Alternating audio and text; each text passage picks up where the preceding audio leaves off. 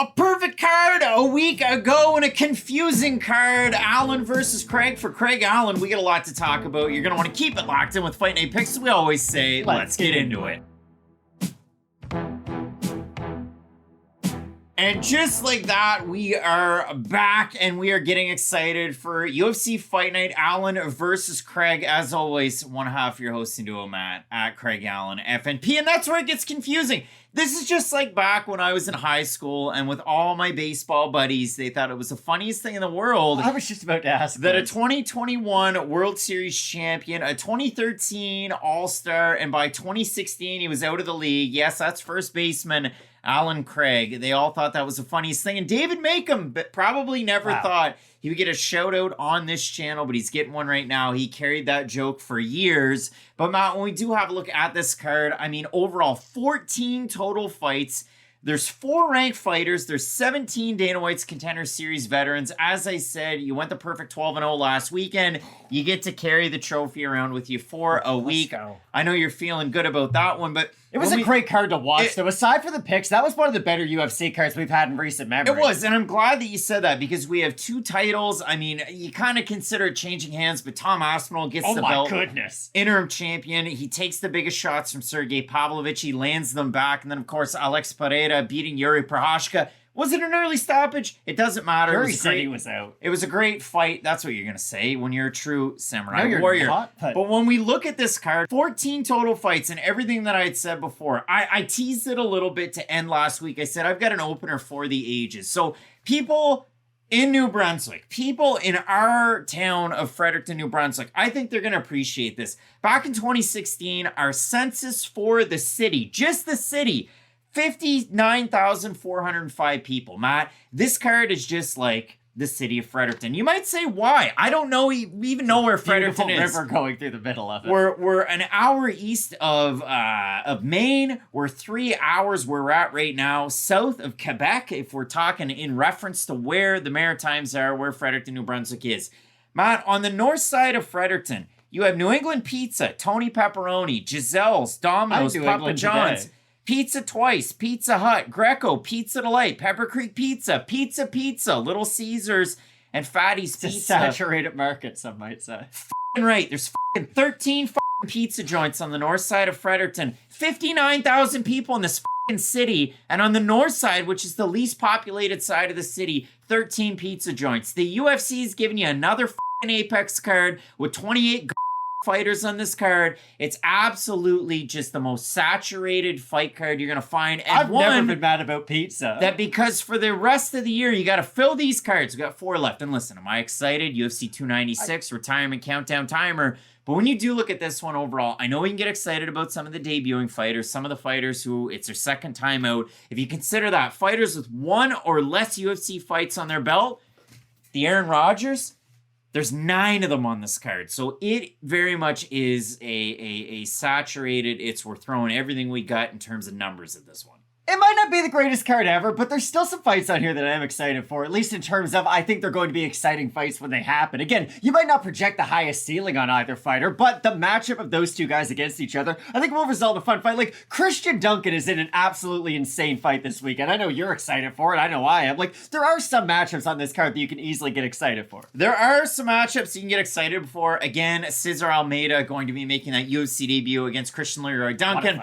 Almeida of 1 and 2 Alex Pereira fame over in kickboxing. The second fight for him, it went so bad. But if you want to check him out, Matt, again, 14 total fights on this card. If anything is added, thrown out during the week, you can always find us here at Fight Night Picks on YouTube. Make sure you toss a like and comment with your picks throughout the week because we're just going to be releasing the full card video for you unless things change and we have to add a fight as we did last week with Rambeshki, who beat the brakes off of Roosevelt Roberts. It was Groundhog Day for Roberts. Matt, we have a lot to talk about. You're going to want to keep it locked in with Fight Night Picks, we always say. Let's get into it.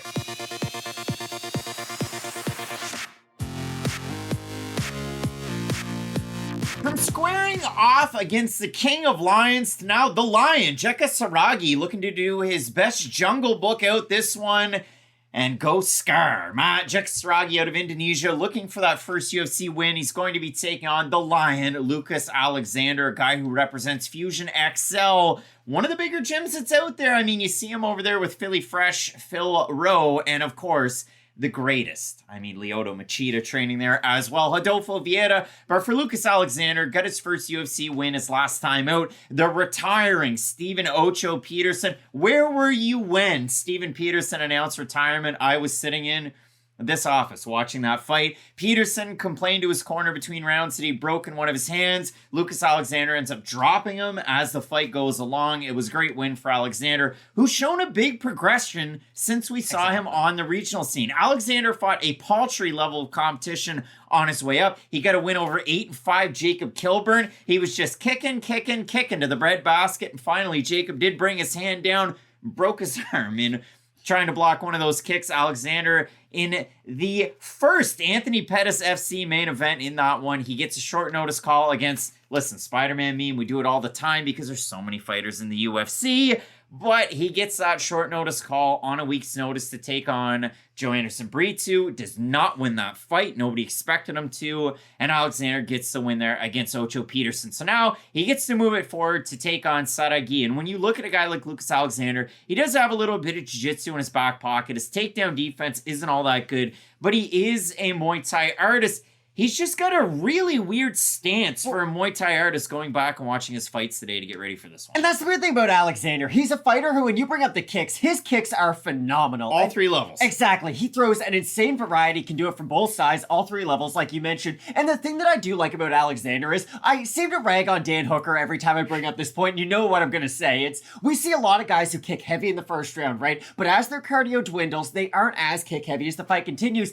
Alexander, at least against Peterson, showed he can still kick throughout that matchup, and I did like the volume that we saw in that fight. But the one concerning thing about Alexander's style that at least concerns me in a matchup like this, and especially when he does start to face more grappling heavy fighters, is does he almost rely too much on the kicks? I always remember Chael Sonnen saying this about Michael Bisping. It's, hey, his jab's great, but everything is set up from the jab. So if you can just eliminate that one part of his game, it doesn't help really set the other dominoes in place. And if Jekah is able to get on the inside and maybe not use his wrestling as much to destroy that distance, but he has absurd power when he is able to plant his feet in the pocket. And if he can make Alexander uncomfortable in some of those striking ranges, I don't know if Lucas is going to be at least comfortable striking on the back foot at some of those ranges, because Alexander's kicks are phenomenal. I just wonder that, does he almost rely on them a little bit too much? And I thought about including it in this video, because sometimes I'll throw out, like, instead of the graphic that you see in front of you, I'll throw out a video from somebody's Instagram. We get to see them training. I think last week I did it with Kyung Ho Gong before his fight with Castaneda.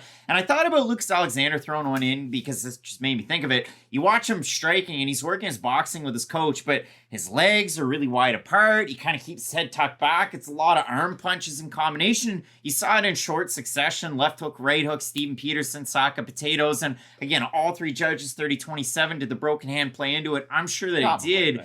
But when you focus on a guy like Jekah Saragih, usually when we throw a transition in here, I'm throwing the overlay on. I'm trying to confuse you, but maybe we're wearing different clothes. I really do want to throw it back to that Saragih intro video to when he was taking on Anshul Jubli, finals of the Road to UFC. They took place in the UFC's Apex, and you really hammered home one of the mentions in this is Saragih moving now down from 155 to 145. So let's throw it to that clip. If you look at it for Saragih, he gets a couple of big-time wins over on Road to UFC. He beats Pawan Man, a man out of India, and in that fight, absolutely decimates him with a spinning back fist. And Pawan Man was a guy that fought at welterweight and then dropped down to lightweight for the tournament, so a bigger fighter than Saragih, which we'll say in about every single one of Saragih's fights. He's only 5'8". Not a big lightweight at all, yeah. His big win over One Bin Ki, straight right, knocks him out in that one too. So two really nice knockout wins for Saragih. But if you consider it, yeah, even going back and looking at his fights on the regional scene, he typically weighs in around 153. So he's not a giant. He's going to be a featherweight in the UFC. Not to cut you off, but this is going to be one of those cases where I think the opportunity dictated his weight class more than where he's going to be. Because his whole career has been lightweight. I understand, but there's fighters who outside the UFC, they can get away with fighting other guys who don't cut a tremendous amount of weight. Then they get to the UFC, realize everybody's Saragih's cutting a tremendous amount of weight, then they have to make the change because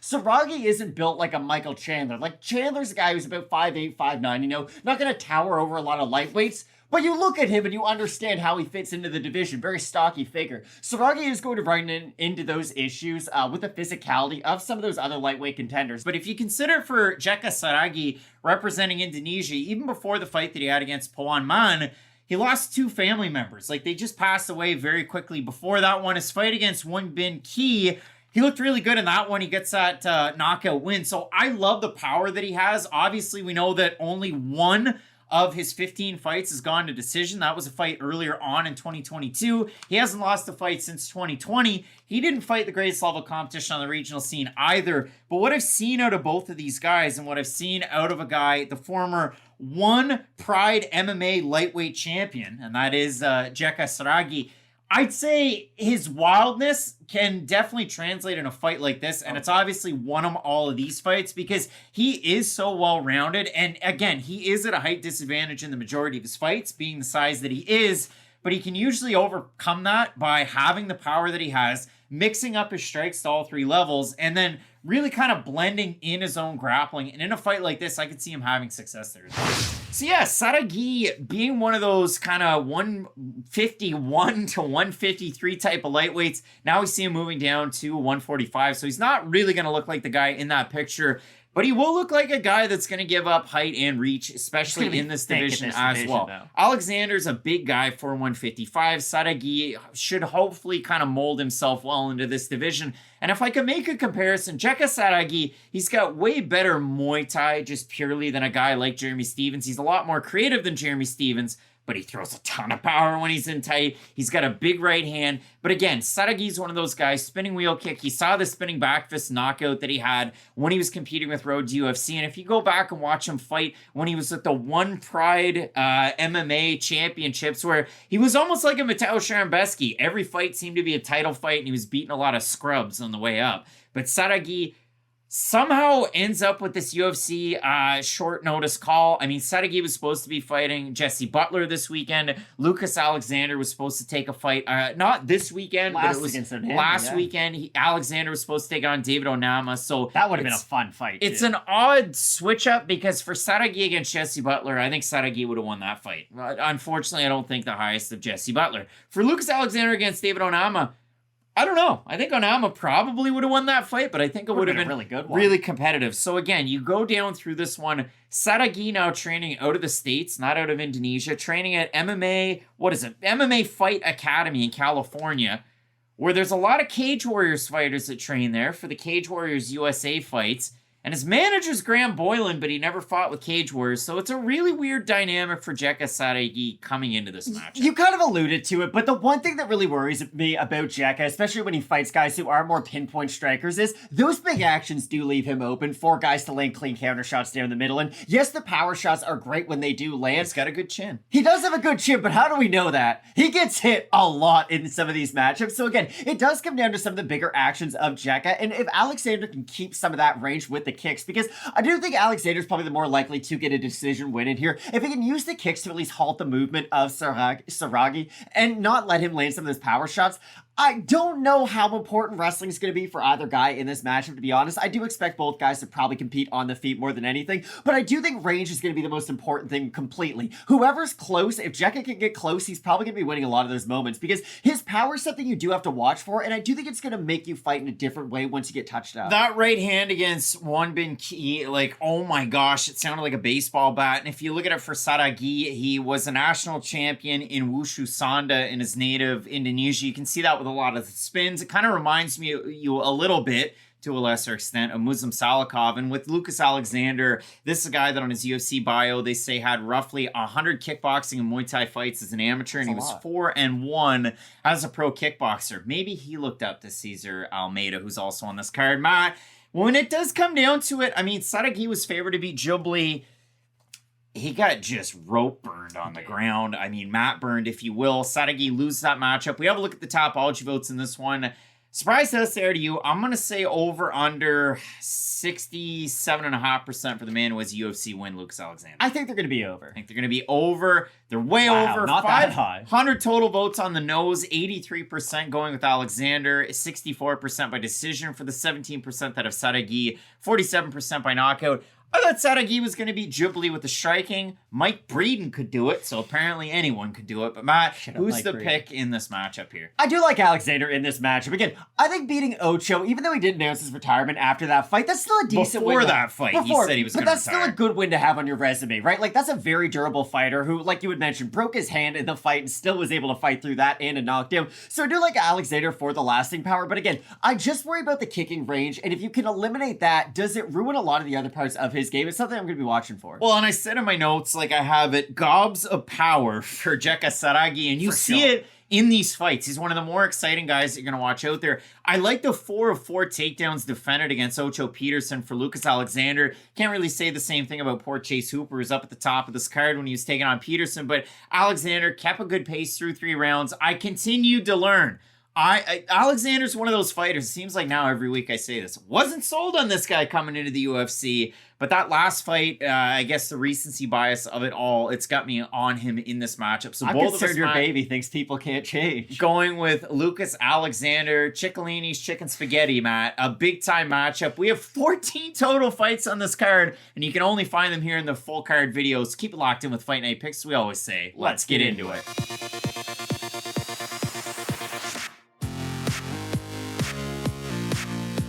Couple of dynamic flyweights set to meet in the small confines of the UFC's Apex. We have the former LFA flyweight champ, Inter G, Charles Johnson, competing in his 5th UFC fight inside of 12 months. He's going to be welcoming Macapa, Rafael, Estevam. Matt, I'm going to make some Macapa references this week. And listen, John Teixeira, he's got to get it, but when it does come down to this matchup, a big-time opportunity for Estevam, who was originally supposed to be competing earlier on this year against Jalga Shumagulov, a fighter that Charles Johnson knows all too well, picking up a chintzy decision win over him earlier on in his UFC career. And I say earlier on, it's been a short but a very memorable run for Charles Johnson. You know exactly what you're going to get in his matchups. It's going to be a lot of wrestling, a lot of scrambling that he does not initiate, and then he's going to try and work his boxing and his kicks.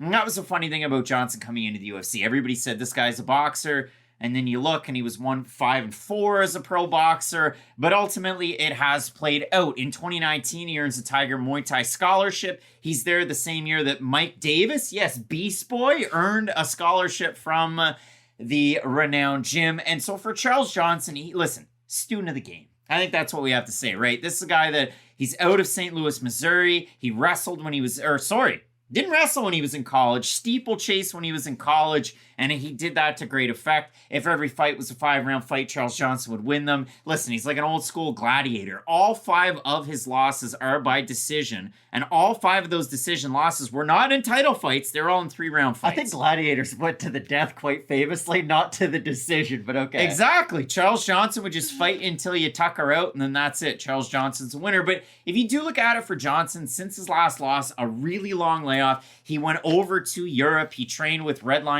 at Redline Training Center with Akira Corsani. A lot of people know that gym. That's UFC fame. A lot of big fighters have fought out of that gym. But he's also spent time in Primed Combat. And I'll throw a picture up there of that one too. That's Gray Maynard's new gym. So listen, UFC fans, they love Gray Maynard. Awesome to see that there. Listen to an interview that Charles Johnson did with James Lynch. And listen, I mean, if you do consider it, he said, another fight where I was a little over-aggressive his last time out against Cody Durden. All 3 judges, 30-27 the last time out there. The Apex smaller, and he's not a big fan of fighting at the Apex, but he's back out here again. And he doesn't like to fight Contender Series guys or guys in the first time out, but he gets that this time. So for Charles Johnson, the deck is stacked. Dak Prescott. The deck is stacked against him in this one, and he's looking to kind of dig himself out of a 2-fight skid. The thing is about Johnson is, you bring it up, everybody knows what he does well and what he doesn't do well at this stage of his career. The volume and the boxing are quite promising when he is really able to incorporate them with his range, because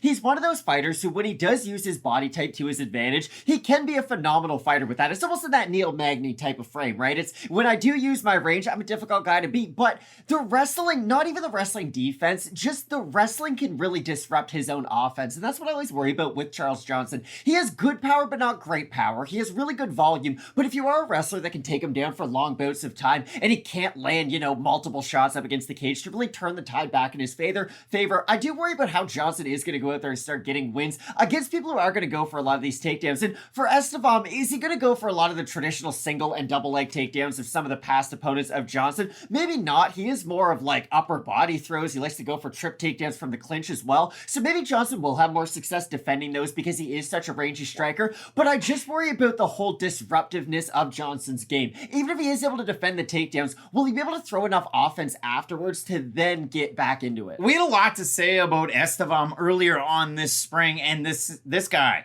he is a very interesting fighter. He's taking this fight, and he gets Rafael Estevam out of Nova União. And if you know Estevam, he's one of those guys, and I likened him last week on Question Mark Kicks to Fernando Padilla, because Estevam started off when he was 18. And if you go back and you watch the fights when he's 18, 19 years old to the guy that you see right now, there's similarities for sure, but just like Padilla, a giant leap forward in the skills. Estevam, when he first started out, would just run across the cage, brawl. He'd go for double leg takedowns, pick you up, skills, slam you down. No, he used his brawn. Exactly. And he used his strength, and I'm going to bring it out right now, he used his moxie. The kid's got moxie, and that's all that he used. So for Rafael Estevam to go from what he was to what he is right now, he still goes for big, powerful takedowns. He still goes for big, powerful strikes. He had some long layoffs. He was Chuto Brazil. I know if you go on Facebook, there were some pictures of him with the belt, but when you look at it, they weren't really 5-round fights. It was kind of weird there. He fights with the LFA on a card where you had those crazy Bonfim brothers going out there and doing their thing. He beats Felipe Esteves, and then he beats Joao Elias over on Contender Series. And in that fight against Elias, after a while, Elias kind of looked like Carl Havoc. He didn't even want to be around anymore. He didn't. Wait, that's the handoff. In the suit? Yeah, in the suit. I'm talking about.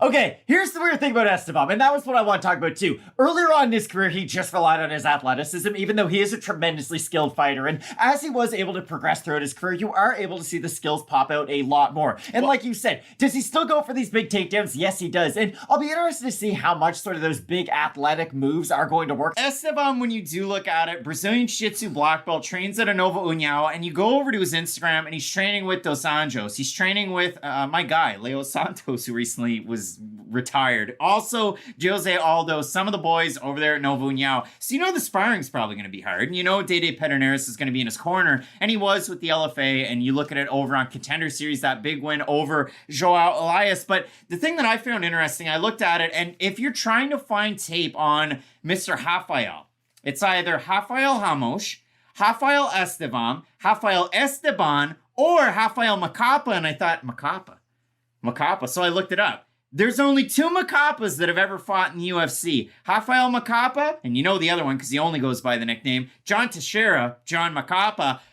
And they train together, and they're from the same region in Brazil. So pretty cool stuff there. I've seen John early on, those first couple of fights that Estevam had as a pro. John Teixeira was in his corner, so I thought that was pretty cool right there. But again, when I was writing down some of these notes, it's long looping shots to close the distance, big action kicks. We see a lot of finishes for Estevam through this. 7 of his 11 wins are by finish, 3 of them by submission. But again, the jiu-jitsu isn't necessarily accentuated because of the big action striking. So when you have a look at a guy like Estevam, there's openings there for sure. So with Estevam, you go back through, you watch all of his fights. He's really powerful. He's really athletic. He throws with a lot of power. All of his takedowns are with power. And as fights go on, what's he going to look like? Because I don't know. He was supposed to fight Zhumagulov earlier on this year. Weight management issues, the reason why that fight was thrown out. Might not have a great record, but he's still a great test for anybody. A lot more about the opponent after that fight's done.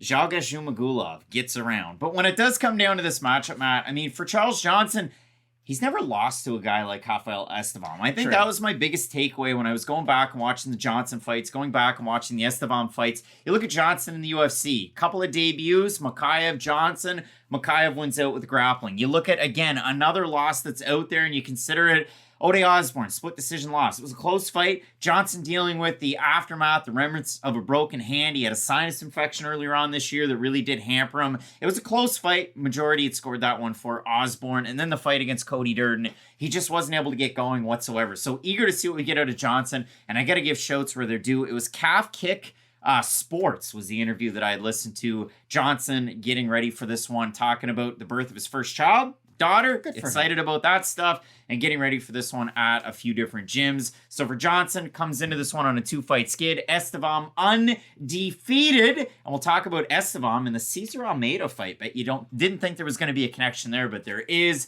Matt, we have a look at the Topology vote. Surprise to us there to you. I'm going to say over under 72.5% Estevam in this one. I think he's going to have a ridiculous favor of them. 629 total votes, 83% Estevam, 74% by decision. For the 17% that have Johnson, 76% by decision. Who do you have in the matchup? I have Estevam, but I'm really surprised to see the Topology votes go that way, to be completely honest with you. I thought he'd be the favorite, but not by that much.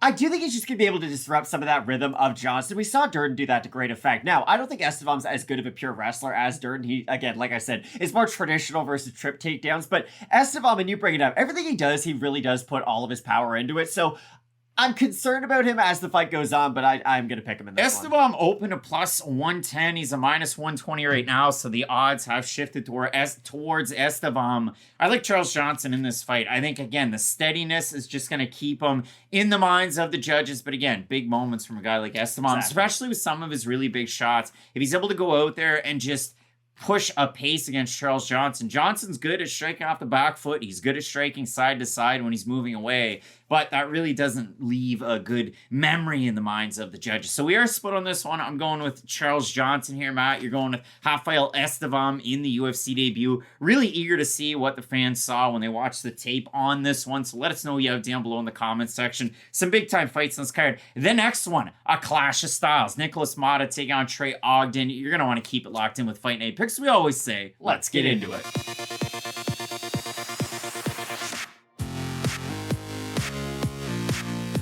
Battle of big-time lightweight nicknames. We have Marathon MMA Samurai Ghost Trey Ogden taking on Iron Nikolas Motta. And when we look at a matchup like this, Matt, I mean, it really is technique versus technique, and it's a little bit of a clash of styles, because if you look at it, Nikolas Motta goes out there, he throws a tidy 1-2, mixes in a little bit of a left hook with that jab to kind of confuse his opponents, and then he just unleashes a hellish overhand right, and that is the calling card of Motta. And if you look at it, not a lot of his fights go into a decision, for better or for worse. And he's like we've seen that for him inside of the UFC. Goes in as a big favorite against Jim Miller in a debut, gets outstruck, gets knocked out. Goes in there against Cameron Van Camp, a guy who was everything that Trey Ogden isn't, and vice versa. White belt gang was the tattoo. He got promptly knocked out. When you look at Motta's last win, he's out there against Manuel Torres, who was the favorite. Motta's having a lot of success for the first half of the round. He gets backed up. He, in tight, drops his hands, and Manuel Torres lands a left elbow from HE double hockey sticks. I think I've already said it before,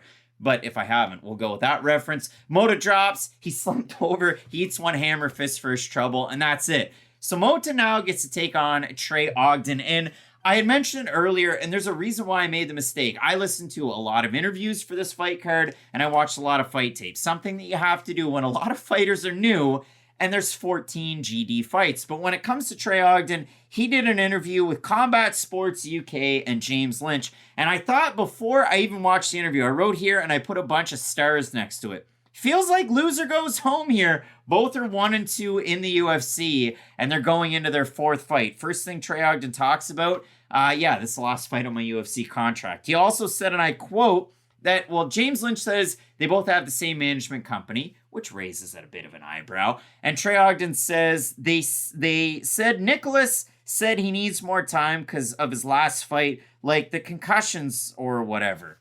Yeah, so they were going to try and book this one earlier on this year. They pushed it later on because of how bad Motta's knockout was. He said that full time, his gym is, his passion. It's his job. So he's got to handle the books for Marathon MMA. He really is the Jackie Moon of MMA. He's a player, owner, coach. Of course, he's got a big stable there. Garrett Armfield, you also saw a win out of him, but not just him, Mike Breeden, as well as Miles Johns recently. So Trey Ogden, you're the coach. You got to get the win. And now he's coming into this one. It really is about tuning up the intensity, getting ready for this one, tuning up the volume in his fight camp. But year-round, he's competing in not just jiu-jitsu tournaments, but training everybody at the gym. And when you look at Ogden, his record and his fights, we kind of talked about him coming into the UFC, gets that win over JJ Okanovich on a looking for a fight Fury card. And listen, Dana White never signs 32-year-olds. Guess what? He signed a 35-year-old to be on this card. But Trey Ogden's shown that not just is he that submission specialist that you saw in the regional scene, he really is a nice volume striker when it comes to his boxing, and it can really kind of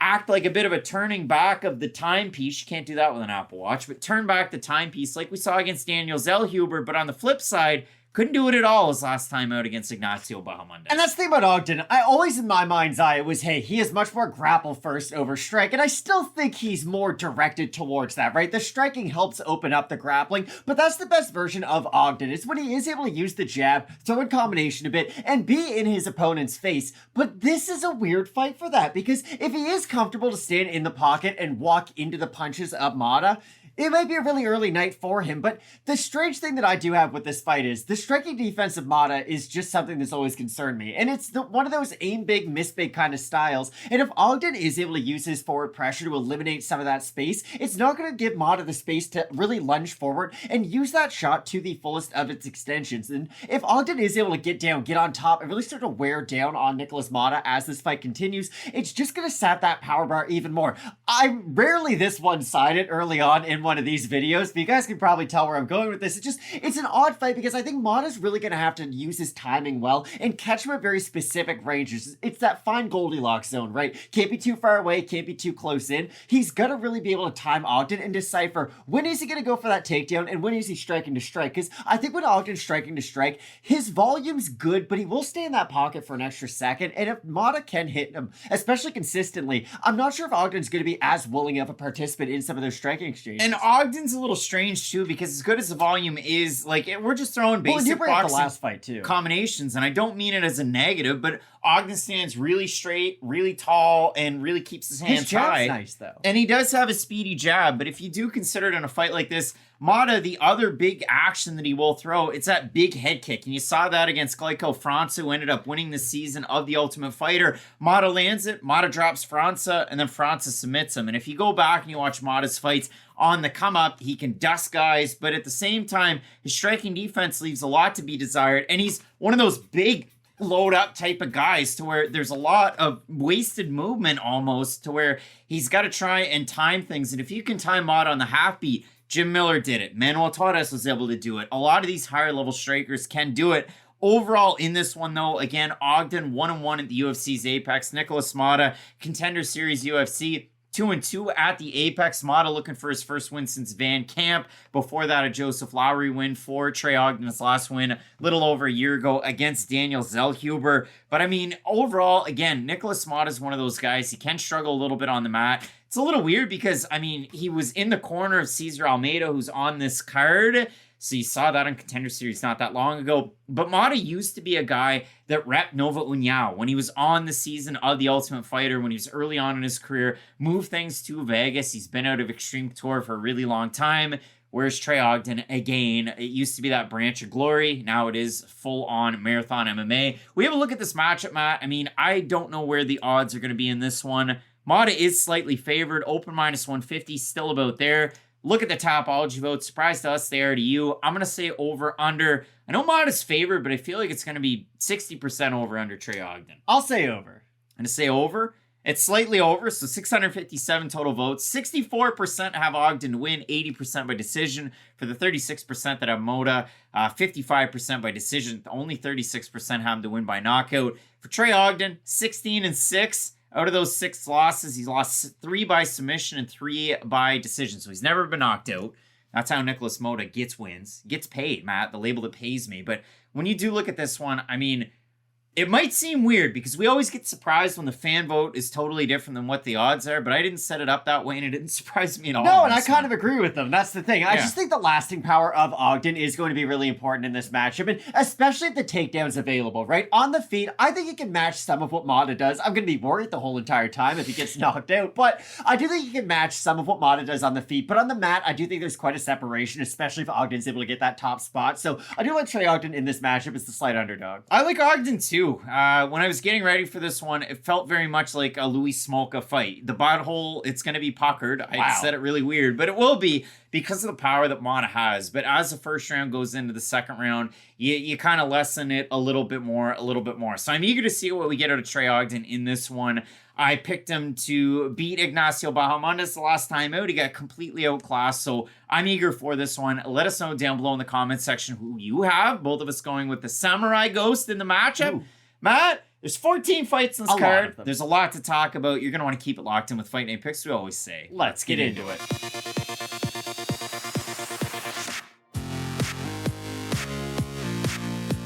Like the famous 80s Canadian band Trooper once said, just a 3 dressed up as a 9. Coming up this weekend, Matt, we have Lucie Pudilova. My time. Second stint in the UFC. She was forced out in 2020, went 5-1 between 2020 and 2022, over with Octagon, came back into the UFC, gets a wild win over Wu Yanan, but her last time out, one of the most controversial decision calls of this year, Pudilova versus Edwards, a fight for the ages. Pudilova coming into this one looking to get a win against Matt Ailin Perez, who got her first UFC winner last time out. Now, why would I reference an old song by one of our collective favorite bands that's why. Growing up as children? Matt, it's because Ailin Perez, a 3 dressed up as a 9. She comes into the UFC. She looks like an absolute world beater with Samurai Fight Team or Samurai Fight House down in the regional scene in her native Argentina. Wins the belt over there, loses the belt because of illegal knees against Tamiris Vidal. She comes back storming. She goes in there against Stephanie Egger, and a lot of people thought that Ailin Perez was a great grappler and a great striker. And she got completely taken to town and to task by Stephanie Egger. So Perez, her last time out, again, why would you say 3 dressed up as a 9? She looked so good outside of the UFC. She looked awful in the debut. And then her last time out, she takes on 6-5 Ashley Evans-Smith, who hadn't won a fight in about 4 years. And she goes out there and predictably did what you thought that Ailin Perez would do. She was able to land a bevy of takedowns. She went 10 of 15 on takedown attempts, had 11 minutes and 36 seconds of control time. But where it's deceiving, and the reason I reference the song, is because Perez is fighting somebody that's not a ground fighter at all in Ashley Evans-Smith, a boxer, and she's able to beat her, and it didn't really prove all that much. For Pudilova, same can be said. When she was in the UFC in the first round, it was a lot of straight shots down the middle, but if you could get her behind the black line, if you could grapple with her, Pudilova was like a fish out of water. With Octagon, with the camp change that SBG Ireland, she's been able to prove that she has been improving on a lot of these skills, and we've seen that in these 2 UFC fights, let alone the fights with Octagon. And the big thing for Pudilova, training with not only the big fighters at SBG, but also Valentina Skitizzi, who they brought in, who's going to be taking on Dakota Ditchdeva. Now, Skitizzi, 2-1, Ditchdeva, 9-0 for the PFL European Championship in December. Pudilova earned the Irish ADCC Open Championship over there, so she gets the belt. The other women get medals. You get a belt. You're very special. The British Bulldog's my favorite European champion of all time. But also for Pudilova, again, some big things in camp. She also went down to Thailand for this camp, and she was training with one championship champ. Brandon LeBlanc's going to love this. Another shout to friends. But Chingiz Alizov, so a huge champion over there with the Muay Thai. So for Pudilova, giant champ camps. For Ailin Perez, it was Argentina. Then it was over to MMA Masters. She gets a win. MMA Masters no more. She's at the Goat Shed training with Jillian Roberts of the world, but also training, and I'll throw the picture up there, with Asim Zaidi, who is the head guy over there at Goat Shed. His handle on Instagram, Matt, president.awesome.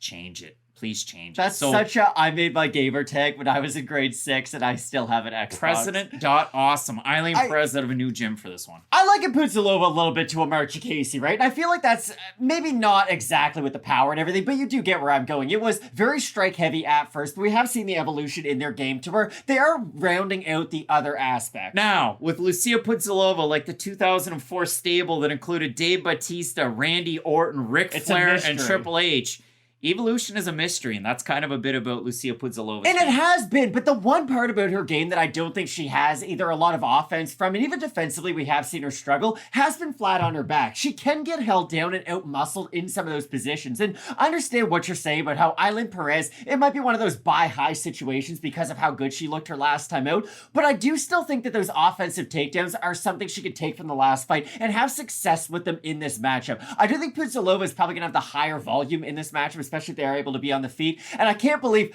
I'm making another crazy reference, but again, I'll connect the dots. She did strike a little bit like Nazim Sadikov. Now, remember what we said about Sadikov? What was the great thing about him? And he was in one of the great preliminary fights you will ever see this past weekend on the pay-per-view. That was a wild fight against like Slava. The Bob Backlund reference going to a draw with Jesse Ventura, as said by Will Sasso. If you look at that fight, as far as draws go, that was a wild one. Oh, it was amazing. But what do we really like about Sadikov? He can strike from both stances, and he can change stances while he's throwing. Pudilova, at least the early goings of her career, was a good high-volume striker who could throw from both sides. Now, she didn't have the power of a guy like Sadikov, but again, just in the way that she used her footwork, I think that fighter would have a better chance of winning than this more grapple-heavy type of fighter. Because if she does go to try to wrestle with Ailin Perez, I think she might struggle in some of the scrambles after the initial takedown attempt, and that's going to get her into some poor positions as well. And I just think it's going to be a lot of Pudilova on her back with Perez trying to work her grappling in that top spot. I think the move down to Thailand, it's going to accentuate a little bit of the skills of Pudilova. Again, she's gone into the grappling quite heavily since she was out of the UFC. That fight against Jocelyn Edwards, I'll throw it up there, Matt. I got crucified, and I'm going to use that word. I got crucified over there on Twitter when I threw out the tweet and I scored that one 29-28 for Edwards. Everybody and their dog and their grandmother who didn't even watch the fight had it for Edwards. Listen, mean things were said, and I remember. Now, I'm not the type like Ariel Helwani. I don't post my stupid goddamn receipts. Hey, stop calling people out. And I don't know, you call people out immediately in our chats all the time. Be your MMA journalist of the year when you're calling everybody out. But when you do look at this one, Matt, I mean, Lucie Pudilova, the underdog, Ailin Perez was more than a 2-1 favorite her last time out against Evan Smith. She opened -125, -163 average on best fight odds is Perez. We have a look at the Tapology votes. Matt, surprised us there to you. I'm going to say over under 75% Perez. I think they'll be over. I think they're going to be over. They're under 640 total votes, 65% Perez, 87% by decision. For the 35% that have Pudilova, 89% by decision. I think Ailin Perez gets tuckered out after the first round. I think she loses the decision. Lucie Pudilova in this fight. I wasn't sold on Perez on the regional scene. I wasn't sold on Perez by beating Ashley Evans Smith. I think the takedowns are really good because she just continues to go to that well. But she's not really like an Energizer bunny. It's not a lithium battery where it goes and then it's done. It's a little bit like those older batteries where we're like a C cell and it just goes. She did set the bantamweight record for takedowns her last time against Ashley Evans. I don't Smith. care if you score 100 points in an NBA game against the worst defense. You still score 100 points. She was coming off of what Mike Tyson used to call spinal surgery. If it was easy, everyone would do it. That's my only point. Yeah. Listen, she's 6-6 in her careers. 6 succeeded, 6 did not. Her last win, Evan Smith, before the fight against Perez, was Beck Rawlings in 2018. It means nothing. Nothing. It does, I think. I think those offensive takedowns are going to have some lasting power to them. I don't project a finish for Perez, but I do think her takedowns are going to be able to get her the win in this one. Split on this one. Matt going Perez. I'm going with Lucie Pudilova. Let us know who you have in the matchup. Ultimately, this fight will determine our record at the end of the year, as these ones do, but nobody's going to remember this fight at the end of it. Matt, some big-time ones on this card. That main event. Brendan Allen taking on Paul Craig. You can get excited about it. You're going to want to keep it locked in with Fight Night Picks, we always say. Let's get into it.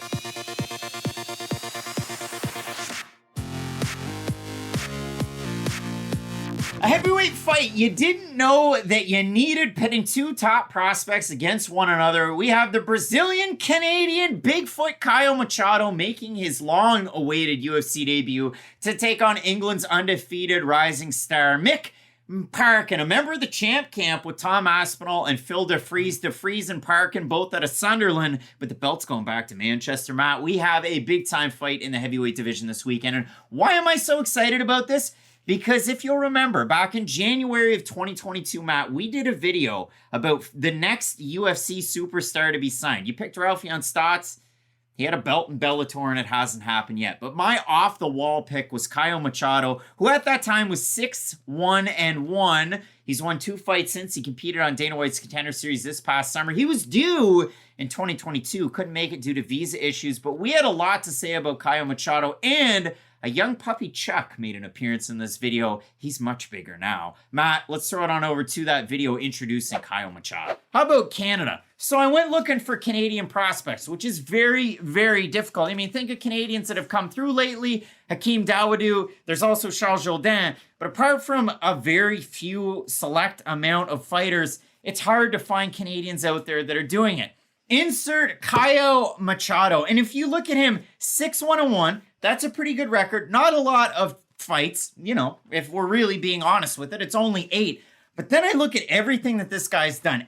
For Caio, he's a guy that came to Canada when he was in grade 12 on an exchange program from Brazil in high school, and he ended up in Halifax, Canada. How did I find that out? An interview he did with James Lynch with My MMA News. So he parlays that, goes back to Brazil, then comes back on a work permit when he's in university, ends up in British Columbia, and then just makes a go of it. Ends up in BC. He trains out of FKP MMA. Head coach is Chris Franco. Trains with Jaden Martin, a very, very promising fighter. And for Caio, you look at it, and this is what I absolutely love. Heavyweights that don't come in at 265. He is a very interesting prospect because he fights with a big organization out west, and that's the thing that we love to see. When you're a champion in a regional organization, especially when you're testing yourself out against other fighters who are champions in other organizations, that's what you like to see. So it always trips me up. I think PFL, but it's BFL out there in British Columbia. First fight he has in 2021 is for the BFL heavyweight strap. Now, BFL's had a lot of good prospects in the past. Arjan Buller, who apparently doesn't want to fight anybody anymore, but ended up in the UFC, ended up as a one championship champion, competed with BFL. There's Matt Dwyer, there's JBC, Junior Bacon Cheeseburger, Jeremy Kennedy. There are a lot of good alumni out of that program. So he takes on not Jordan Meehan, but Lee Meehan. Look up Lee Meehan's Tapology page. Record's not good, but look it up. He has an insane nickname now, and I'll post it up there on the screen. But yeah, 11-15 as of right now, not that great. But he's fought guys like Dan Severn and so on and so forth in the past. He's also jacked to the gills, and he always scared me when he was in Jordan Meehan's corner. So he fights Lee Meehan at the start of the year and beats him in the first round. That's pretty good. You like to see it. Great tie clinch, great knees in the clinch. So then he goes out there and has another fight against Chris Larson. Wins that fight in the first round. They slug it out. He knocks him out. Then he's supposed to have a fight on short notice against McCarthy. And in that fight, Lee Meehan has to step in on a week's notice. They fight. He wins by first round armbar. So to recap, 2021, 3 first round wins. All of them at weights, and this is the important part, 230.1 pounds, 231 pounds, 237.2. And they mentioned it on commentary before the first fight of the year that Machado was looking to go down to 205 pounds. So there's so many different things to like out of him. But at heavyweight, he has the speed, he has the kicks, he has the jiu-jitsu, and he has those backgrounds. He sounds a lot like Brandon Vera right now, and that makes me nervous. The thing that I like about him is that Chris Daukaus comparison. And for Daukaus, it was too much too soon with Derek Lewis. But we've seen a rise in heavyweights weighing in around that 230 mark that have had a lot of success. He's represented already by MTK Global, Alexander Rakic, Darren Till, that's their management company. And in that interview with James Lynch, he kind of attests to the fact that, yeah, when there were conversations with the UFC, the thing that kept coming up was, I need a little bit more experience. I got to get a win over somebody, UFC Bellator alum. And the one thing that's tricky for him is the contract that he's in right now with BFL is an exclusive deal. Now, he could go back to Brazil and take some fights, but he can't fight with the LFAs of the world, has to get permission from the organization. The only places that he can sign a deal with are the UFC, Bellator, and one championship.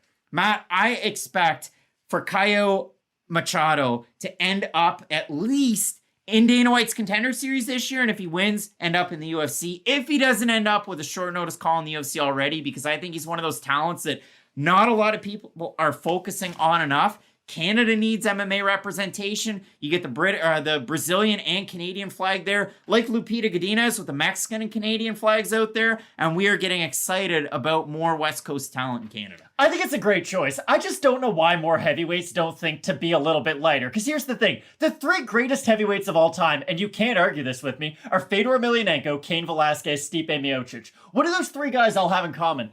They're not big heavyweights at all. They all weigh in around like that 220 to 245 mark, and they're just far more athletic than everybody else, and they don't get tired like everyone else. I think it's a great person to highlight, and I don't understand why more people don't put that connection together, where the 3 best to ever do it in our division all figured out that, hey, maybe being bigger isn't always better. For Caio Machado, I mean, this is a guy, he's a purple belt in Brazilian Jiu-Jitsu, has the Muay Thai and kickboxing background to go with it. I think he's a special prospect that a lot of people have to pay attention to. So if you're looking for a couple of guys, in this case, that the UFC should sign coming up in 2022, Caio Machado as an underdog, 6-1-1, the BFL heavyweight champion, to end up in the UFC. So again, since that video, Machado, it was a stutter start. He was supposed to compete on Contender Series. He ended up fighting Edson Lopez for that BFL heavyweight title. And if you go back and watch that on Fight Pass, I don't know who on the graphics team said that one guy was an 80% in striking, one guy was an 88%. But you watch Machado fight against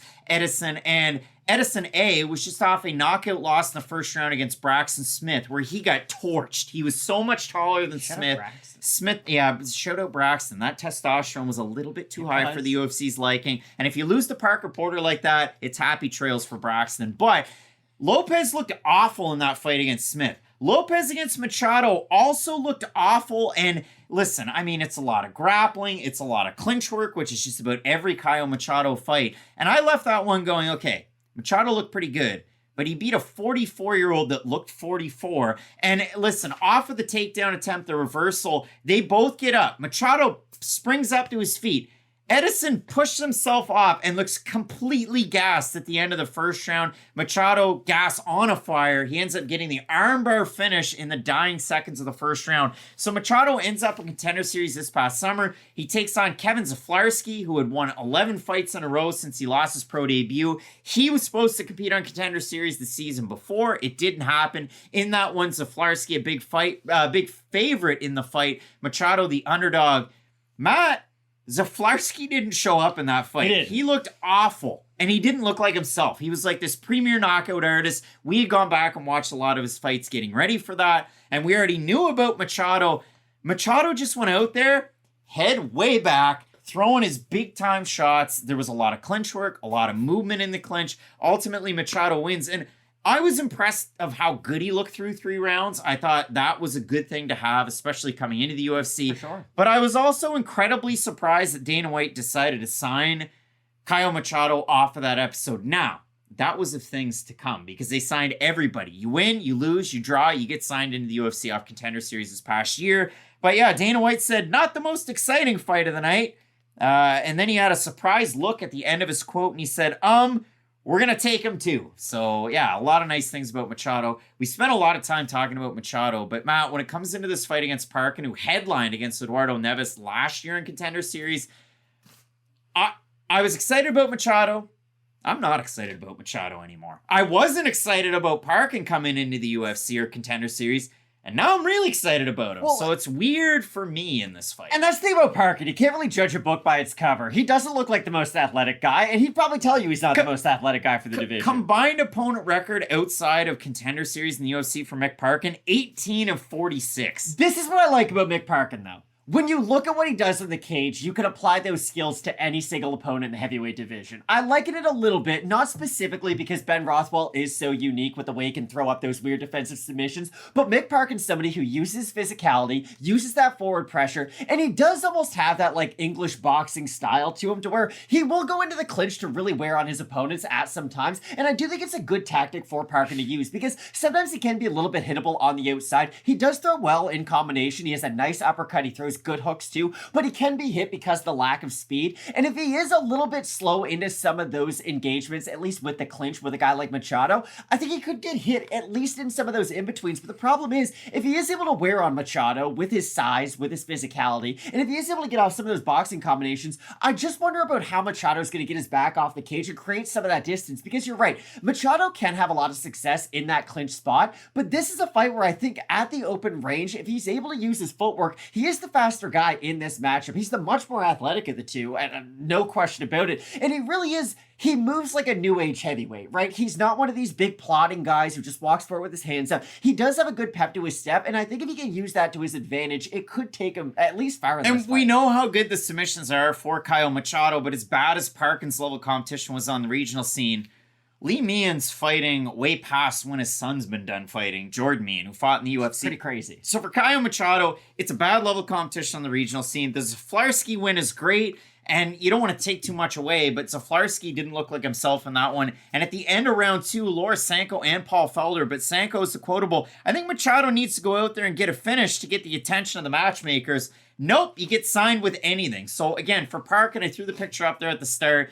Champ Camp, Phil DeFries, it's always been on lock over in Sunderland. Matt, big football team out there in the EFL. Wow. But if you look at it for Parkin, training with Aspinall to get him ready for the fight against Pavlovich. So now it's got to be a renewed sense of energy over there if there wasn't any already. Undefeated, some kickboxing experience for Parkin. But the craziest part about it, it's like when you look at an Elvis Brenner fight. You go, okay, Elvis Brenner, he's a knockout artist. Is he good He's now? this great striker. But if you go and watch him on the regional scene, it's all about the takedowns and the submissions. Mick Parkin's like that too. The biggest part of his game is the wrestling, but you didn't really see that against Neves. You didn't necessarily see it his last time out against Jamal Pogues. That win, Matt, Mick Parkin's boxing looked amazing. He defended all of the advances from Jamal Pogues, and he was able to stay steady through 3 rounds. So we did get to learn a little bit more out of Parkin. We're really excited about this fight. When you do consider it, Matt, the odds, holy smokes, Mick Parkin's a big favorite. I didn't see that, yeah. Minus 345 for Parkin. I didn't. So we have a look at the topology votes. Surprise us there to you. That's what the odds are. I'm going to say over under 87.5% Parkin. I'm thinking 90, so I'll say above. Oh my gosh. I said 87.5%, Matt. Parkin at 88%, 60% by decision, 30% by knockout for the 12% that have Machado, 56% by decision. Again, I've been high on Machado for almost 2 years now, really talking about him everywhere I have been able to. But he keeps his head lean back. He throws a lot of looping shots. We know the Muay Thai lineage and black belt in jiu-jitsu, and you see that as a part of his game. But I think Parkin's got a little bit of a wrestling advantage. I think he's got a bit of a boxing advantage. And if he's able to plot forward and land in combination with the boxing shots and shell up a little bit, I think Parkin can get it done here. But it's hard to shell up when you got 4-ounce gloves on. It certainly is. But I do think the steadiness out of Parkin is what's going to give him the win in this fight. I think his forward pressure is going to be really important too. And if he can wear on Machado to just make him more available to hit as this fight continues, I think that's going to be a big key to it as well. Eager to see the weight out of both these guys because Parkin's one of the bigger guys you're going to see at heavyweight. And we talked about Machado being like a 230 to 240 heavyweight. Ballooned up a little bit his last time there fighting on Contender Series. So a big time matchup. Unfortunately for us Canadians, both of us going with England's Mick Parkin. Get to keep it in the Commonwealth there. Some big time fights in this card. Ailin taking on Craig in the main event. You're not going to want to miss it. Keep it locked in with Fight Night Picks. We always say, let's get into it.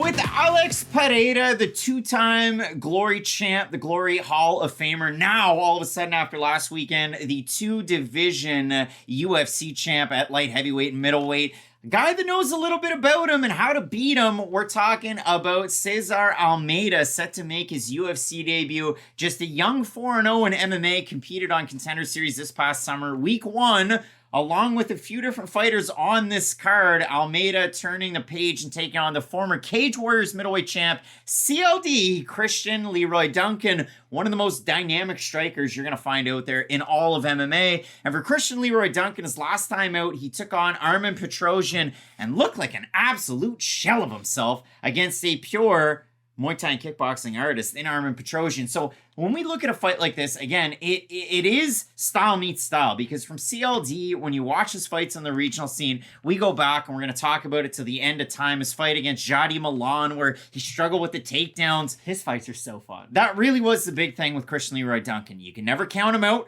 The takedown defense isn't all that great. It's like Payton Talbott, who fights earlier or later on this card. Takedown defense like Swiss cheese, but if it's on the feet, you got to watch out. Duncan, now you're taking on Cesar Almeida. When you look at Almeida, this is a guy, he was a WGP kickboxing cruiserweight champ. He was a super combat light heavyweight plus champ. And he did, of course, take on Alex Pereira in kickboxing once in 2013. And it was earlier on in the year. He ends up losing a decision there for the WGA cruiserweight belt. He fights him again at the end of the year in December. So once in March, once in December. He beats him in a really close decision. And then they take it to the max. They take it to the limit, like the Eagles would say. In 2015, in July, Almeida takes on Pereira. And he gets dusted. He gets dropped twice in the second round. That time it was a 5-round fight, and he got beat pillar to post. It was a big win for Pereira, who had his hair all cut in different ways. Turns out he's great at combat sports. It was pretty cool to watch. But for Cesar Almeida, even earlier on, 2023, he was taking on a tough level of competition over the Glory in kickboxing. I went back and watched his fight against Visa, and in that one, Visa, I mean, does he get beat in the third round? Yeah, Almeida wins that third round, but it was Almeida who's really pressure heavy, doesn't tend to check a lot of leg kicks even for a premier kickboxer, but he's trying to pour on the pressure, and Visa's able to kind of just shell up, ride things around the ropes. Defensively, he's very good, and he struck against them, and that caused him some issues in that one. Do you know what I think pure kickboxers have the biggest advantage of over MMA fighters when they make the transition? It's feints. Think about Carlos Alberto. Think about Alex Pereira. Think about Israel Adesanya. It's funny because Almeida doesn't fight with a lot of feints. But he does like to throw his head off center and then throw that right hand over the top. And he will get his head off the center line before throwing his combinations. I just think that's a key to his game that not a lot of other fighters have, because we see a lot of fighters throw a big action, then get in the pocket and start to swing wildly. Almeida does do a good job of at least getting his head off that center line before throwing some of his bigger actions. And I think that might help him defensively against a guy like Duncan. But this is where I hate to be the party pooper. Okay, there's one version of this fight, which is one of the great fights we'll ever see in MMA. Like 4-ounce gloves, crazy kickboxing. These guys are going to throw bombs at each other. Christian Leroy Duncan, for as poor as his takedown defense can be, does have okay offensive takedowns. Now, I know he's not one of the more traditional guys. He'll go for some trips from standing positions in the clinch. He'll go for single legs as well. But since that is a part of his game, I feel like the second he gets any type of uncomfortable on the feet, he can just decide, oh, well, I'm just going to start to wrestle now. And unless Almeida's wrestling defense has gotten to the level where he can start to chain wrestle and he can be comfortable with his back up against the cage, I still think he might struggle in some of those positions. But I bring up Alberg's name on purpose, right? That was a fighter who you didn't really know how those skills were going to translate into the UFC. And yes, his debut didn't go all that great, but for the most part, his skills have been able to make a good transfer into MMA. So I'm really excited to see this fight, because I do think stylistically, this is a really fun fight. This could easily be on the fight of the night screen before question mark kicks. And I mean, Almeida, Dana White's Contender Series week 1, he's in that main event slot. He's taking on the LFA middleweight champion Fernando. And in that one, you watch it after the fight, he gets a decision. It's his first decision win as a pro mixed martial artist. The other 3, they were all knockout wins. Dana White says, and I quote, "So let me tell you what I'm not looking for. I'm not looking for 35-year-old contenders."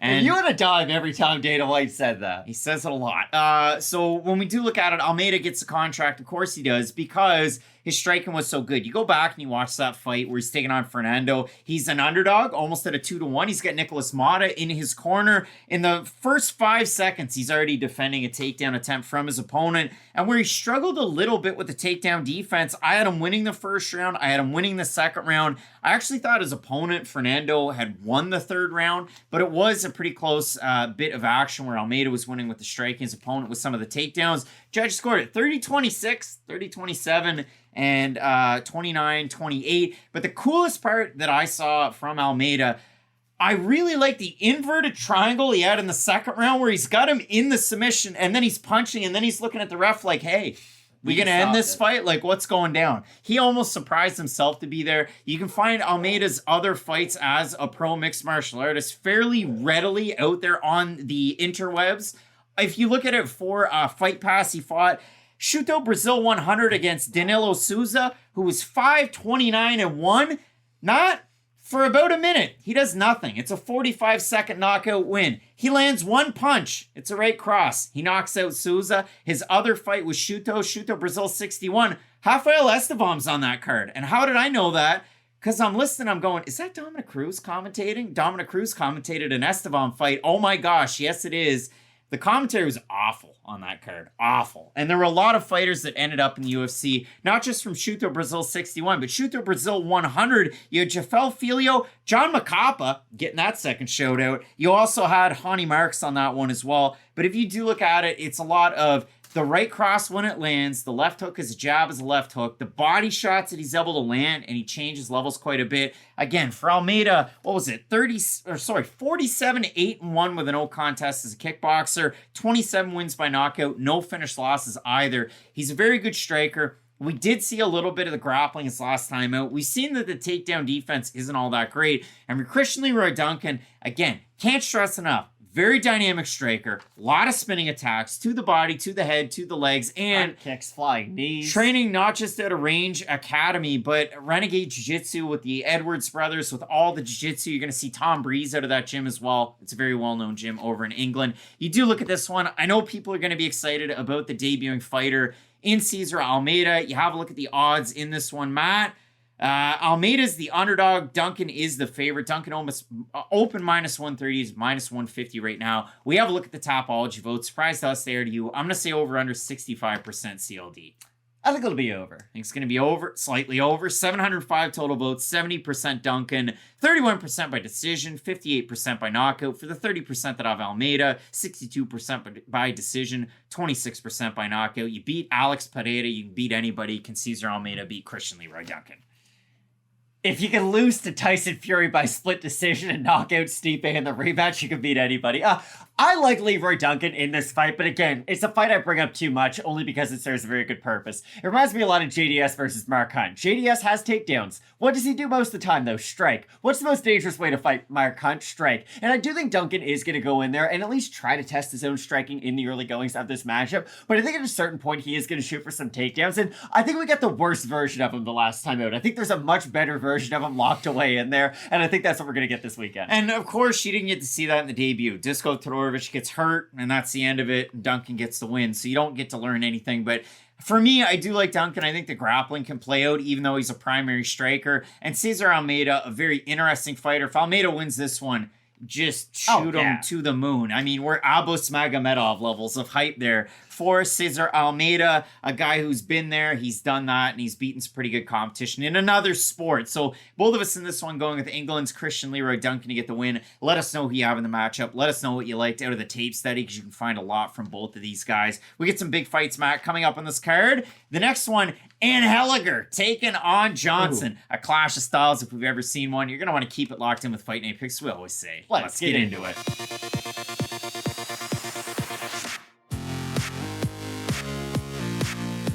It's Clash of Styles at 135 pounds coming up this weekend. The lone Canadian Chad Anheliger competing for the first time in a long time, taking on Lobo Solitario Jose Johnson. Matt, Jose Johnson, can you believe it? I mean, he's 28 years old. He's had 60 fights between his amateur career and his pro career, and he gets to take on the 12-6 Chad Anheliger, who turns 37 on December the 1st. So a little bit of age at play. But Anheliger is such an interesting case. He debuted as a pro in 2010, went 2-5 to start, and then he won 10 fights in a row. And now we're here. Anheliger's last time out, he takes on Anheliger, who's not the tallest guy, but he's a big guy for 135. He gets the win over Anheliger, the former 125er, 135er. And I listened to an interview that Anheliger had done with James Lynch. Now, this is just on his own channel, Lynch MMA. And Anheliger talked about the reason for his layoff. He said, you know, I got hurt in my last fight.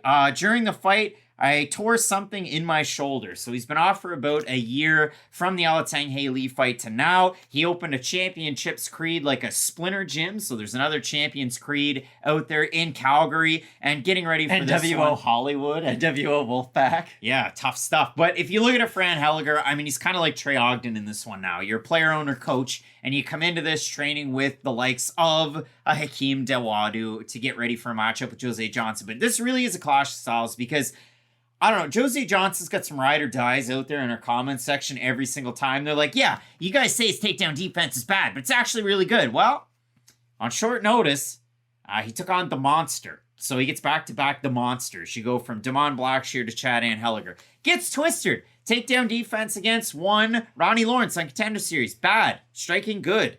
But his takedown defense was bad. He's a really good striker. And he's so good because he has so many effing reps to test it. This is how I look at this fight. In 4 very unique stages. Johnson's takedown defense isn't great, right? He can get taken down. I agree with you 100% in that point. But on the feet, I look at this fight in 3 completely separate ways. I think, oddly enough, Johnson is going to have more success when they're really close together in some of the clinches. I don't think he's going to have as much power in the medium range, but I think he's going to win at the long range, too. So it's weird, right? He's going to have a lot of success in close. He's going to have a lot of success really far away, but he's going to have to monitor that medium range, because not only is that where Anheliger can land some of those boxing combos, it's where he's going to be able to duck underneath and shoot for takedowns as well. Well, and you watch a guy like Anheliger, it's really strange, and it shouldn't be, but if you look at him at 135, he's a smaller guy for 135 size-wise. And when he fights guys that are of similar height, Anheliger actually stands really tall up, keeps his arms up. He throws kind of basic boxing combinations. He'll work in his takedowns. He's got some zip on his right hand. He is an interesting fighter that way. But if you look at a guy like Anheliger against taller guys, we're ducking under a lot of shots. We're looking to work a lot of our takedowns. And again, he hasn't been all that active. He's been counted out in fights. He beat Moin Gafurov by split decision. Gafurov was about a 4-1 favorite on Contender Series. He beat Jesse Strader as a big favorite. Jesse Strader, boxing coach to Aaron Carter in real life. That actually happened. So again, Anheliger's biggest win on his career, it's that finish win over Brady Heastan before Heastan ended up on The Ultimate Fighter. He's been able to go out there and beat some good fighters in spots where you didn't think he would be able to. Johnson, he's fought some really big names. Obviously, you're going to get a little bit of that Spider-Man meme. He had a decision loss as an amateur to Charles Johnson. He's fought a who's who as a pro. He was able to beat Mo Miller, who's coming off a Contender Series win, but not enough to wow Dana White. But if you're 35 or if you're a heavyweight who has a bad win, you had to wait like 2 more seasons. I mean, put pen to paper. We got to get you. But Jose Johnson, you might remember him also for the Motta Martinez fight where he ate a straight shot down the pipe and got knocked the F out. So when it comes down to this one, Matt, I don't project a high ceiling for either guy. Fight Night Picks fans might think I'm just Mr. Negativity about Jose Johnson. I think he's a great striker, and I agree with you. From the long range, Chad Anheliger's got pretty much nothing on Jose Johnson, other than the fact that he trains with a really good Muay Thai artist in his gym. But if you look at it in the short, I think Jose Johnson with the knees, with the uppercuts, Johnson can have a lot of success. But when you're in that medium range and you're trying to play the game of, is it a takedown or is it a right hand? Well, that's a fine line you got to ride. It's like Ignacio Bahamondes, right? He's always the fighter I think of where you think, hey, he can fight like his body type, but where does Ignacio have a lot of his success? It is that close range. He's got the great uppercuts. Exactly. There's just some weird fighters like that who, even though it might benefit them more to fight in a different way, they can just generate that good power up close. And not like Johnson can't fight from long range. It's where I think he's going to have a lot of success in this matchup. It's Hey, I like watching Anheliger fight. Like, I think he's in pretty exciting fights. I think this will be an exciting fight just due to the contrast of styles. But again, that medium range is where he's either going to win or lose this fight completely. That's where this whole fight's going to come down to, I think. Johnson, about a 2-1 favorite in this one, looking for his first UFC win. And Anheliger, of course, has a finished UFC win on his ledger. We have a look at the Topology votes. Matt, surprised us there to you. People are counting out the Canadian. He's 37. I'm going to say over, under... Usually 2-1 favorites, not this, but I'm going to say over under 72.5% Johnson. I'll say over. I think it's going to be over. Oh, it's not. 607 total votes, 56% Johnson, 72% by decision. For the 44% that I have Anheliger, 64% by decision. So that's why I say it. Like, when you're a 2-1 favorite, usually you command a lion's share of the fan vote, but not so in this case here. And that's why I'm having such a hard time predicting it, just because the stages of this fight, I think, just favor each guy so dramatically that it just comes down to what stage are we going to see the majority of the time. I do like Johnson for his ability to start closing some of the distance if it is in that middle range where Anheliger can have success, but I don't love where the odds are, to be completely honest, and I'm kind of surprised to see them favor him so much. Yeah, I mean, if you look at it for Anheliger, double jab, overhand right, takedowns, and he can ride out a lot of his fights, but I think the size advantage will play a factor for Jose Johnson. I do like him in the matchup, so please let us know who you have in this one. The lone Canadian, I mean, Matt, we're not going with him for Chad Anheliger. Both of us with Jose Johnson to get the win. Let us know who you have in the matchup. Some really interesting fights on this card. The next one, we have a big one, Matt. We have a big one. Pearce, Joanderson, Brito. Jonathan Pearce taking on Joanderson, Brito. A couple of buzzsaws at 145. You're not going to want to miss it. Keep it locked in with Fight Night Picks, we always say. Let's get into it.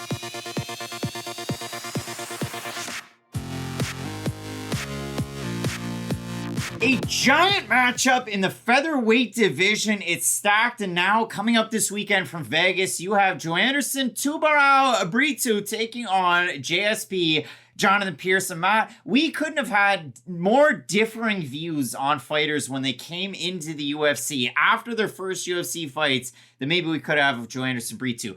Going into Contender Series, we thought that Joanderson Brito was going to be that guy. Takes on Diego Lopes, beats him by technical decision, put his fingers in that man's eyes. And now, Diego Lopes, is he the best 2-1 fighter? He's pretty good, it turns out. Of 2023, I think he is. But Brito has that big-time win. UFC debut, it doesn't go his way. He loses the decision to Bill Algeo. Tuckers himself out. Exactly. JSP as well. Goes in there. UFC debut, you're taking on Joe Lozon, and you get finished. That's not good. But Pearce, 5-0 since then. And his last time out, he put an absolute beatdown on Darren Elkins, who's rebounded steadily since then. So for Pearce, it really is. It's just in that grind. And Matt, they call me the prop king of MMA. You saw me walk in By a couple... it's the people sitting in this room. Before this video, and you probably thought, what are you doing? Matt, when I look at these two guys, I'm not a big breakfast guy. I don't love it. On the weekends, I do. But when I'm out and about, I'm a clip bar guy. I've got steel cut oats here. People like steel cut oats. I think they prefer just like instant porridge, but steel cut oats. And I've got cream of wheat. Cream of wheat. Now, I've always liked cream of wheat, but it's a very divisive breakfast thing. I mean, listen, it's either too mushy or you get it real hard.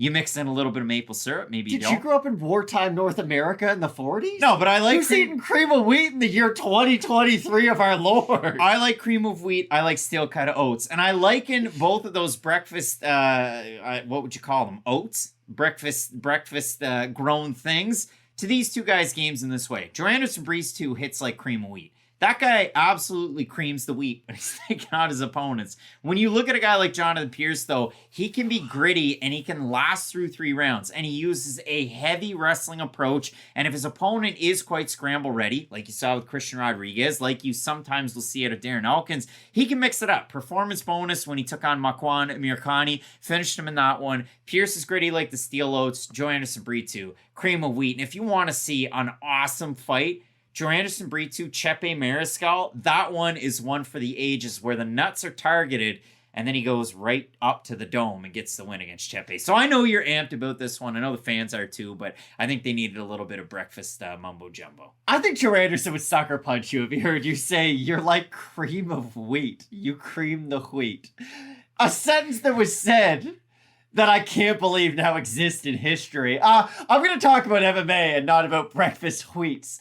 The thing about Joanderson Brito is he is an exceptionally powerful athlete, be it with his strikes or his submissions. And I do think on the mat he can have some success if he is able to get Jonathan Pearce in some of those stickier positions while Pearce is going for his offensive takedowns, because I think Pearce has the better pure wrestling out of these two. But I will be very interested to see what happens once it hits the mat, because Brito is squirrely on the ground. He's not just going to lay there and let Pearce get off his ground and pound and really wear him out with his style. He could wear him out, don't get me wrong, it could just be a byproduct of it. But Brito is at least going to try to work out of those bad positions and use the submissions to make it more uncomfortable for Pearce on the mat. And that has been the nice thing to see out of Pearce, right? The one big thing that went wrong for him against Joe Lozon was he gets cracked by a shot, gets his back taken, and then, oh my goodness, it's all going wrong just so fast. But for Pearce, The offensive wrestling and the offensive grappling has just been really nice to see, and it's gotten rid of that poor taste that was left in my mouth after the debut because it is such an integral part of his game. It's nice to see him excel in it. So JSP in the all-time featherweight ranks in the UFC's fourth all-time in significant strike accuracy at 54.8. He's fourth all-time in strike differential behind Alexander Volkanovski, Conor McGregor, and Max Holloway. JSP, number 4 at 2.24. He's second all-time in featherweight history at takedown accuracy, 57.5%. But the big thing is the big shot. When you look at a guy like Joanderson Brito, he chases that finish so early and often. He's got that big right hand. He's got a long, snappy jab, and there's a lot of pop at the end of it out of that shoot-the-box product that is Brito. And when you look at his ground game, he's got good submissions, and he also has the propensity to get out of bad spots. You saw that his last time out. This is real. Again, I talked about cream of wheat in this video, but this is real. Take this as fact. He was a minus 1,250 favorite his last time out against Weston Wilson. That sounds like a Stanley Marvel name. Yes, Weston Wilson, double W's. Weston went for a knee bar.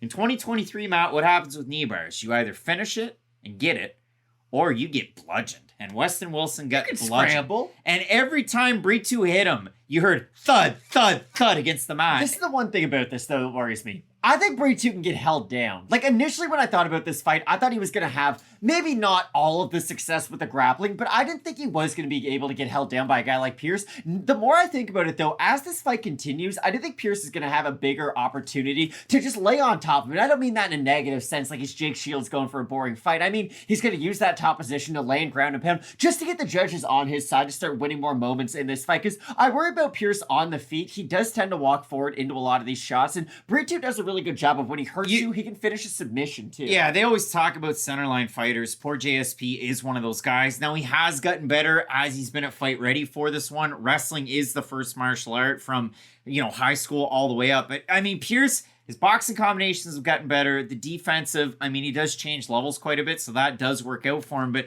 when you look at a guy like Brito, in my notes I had, he's really good in the clinch. He's really strong in it. He's one of the smaller guys that you're going to find, like, height-wise at 145. But he's got such a strong upper body that he's able to defend takedowns that way, but also get double unders and work his own takedowns.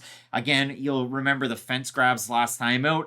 A fight of the night, performance of the night, rather, against Andre Fili. But that Bill Algeo fight, it always kind of clouds your judgment, just like the Lozon loss for Jonathan Pearce. Matt, we have a look at the odds in this one. Joanderson Brito, the underdog, open plus 120 at about a plus 125. I think it's a great fight, though, personally. Like, I'm actually really excited for this matchup just because I think entertainment-wise it's going to deliver. Just stylistically, they're going to make for fun. It either goes one way or it goes the other way in a hard way. Matt, we have a look at the Tapology vote. Surprised us there to you. Again, this is another one of those weird ones. Brito's the underdog, but I actually think the fans are going to have him. I'm going to say over under 65% Brito. I'll say under. You're going to say under? Yeah, okay, and it was the way the fans saw it. 634 total votes, 62% Pearce, 77% by decision for the 38% that are Brito, 69% by knockout. Inside baseball, computer's closer. Have my glasses on all day. I can actually read when it says close. Matt, who do you have in the matchup? I have a really hard time with it because I do think Brito, with the power that he possesses, has the opportunity to finish this fight at pretty much any opportunity. But I do think the pressure is going to get to him at a certain point. If he's not able to land the crippling shot that either puts Pearce down and compromises him to the point where Brito can even submit him, then I don't know if he's going to be able to win decision in this matchup. And that's why I do like Pearce. I just think the constant pressure is going to get to Brito at a certain point. If he walks into a big shot, that could happen. But at least it's him putting himself in that position. Well, and I struggle with it too because Pearce's last 2 fights, he's looked great. And the cardio hasn't waned. We saw the cardio against Christian Rodriguez kind of go down a little bit. And for Brito on this 3-fight win streak, he beats Andre Fili. That was so impressive. He's supposed to take on Melzik Bogdasarian, the gun. He draws Lucas Alexander on short notice and he submits him. Then he's supposed to take on one Hussein Ashkabov. Life has not been rosy for him lately based on his own doing, allegedly. But instead of getting Ashkabov, he gets Weston Wilson. So now he gets a full camp for a guy, and hopefully this fight stays together. I'm going to go Jonathan Pearce ever so slightly. Again, it's either going to go one way or completely the other way. And I do like Jonathan Pearce with the wrestling, with the advancements that we've seen the last couple of fights, but going back to the Rodriguez fight, going back even earlier on this win streak, he's beating Omar Morales, Kai Kamaka, getting a little bit tired as it goes on, but still pulling out the win. So both of us in this one going with JSP Jonathan Pearce to get the win. Let us know down below in the comment section who you have, Matt. The next one on this card, Matt, Johnny Parsons is taking on Uros Medic. It's an absolute all-timer on paper. You're not going to want to miss it. Keep it locked in with Fight Night picks, as we always say. Let's get in.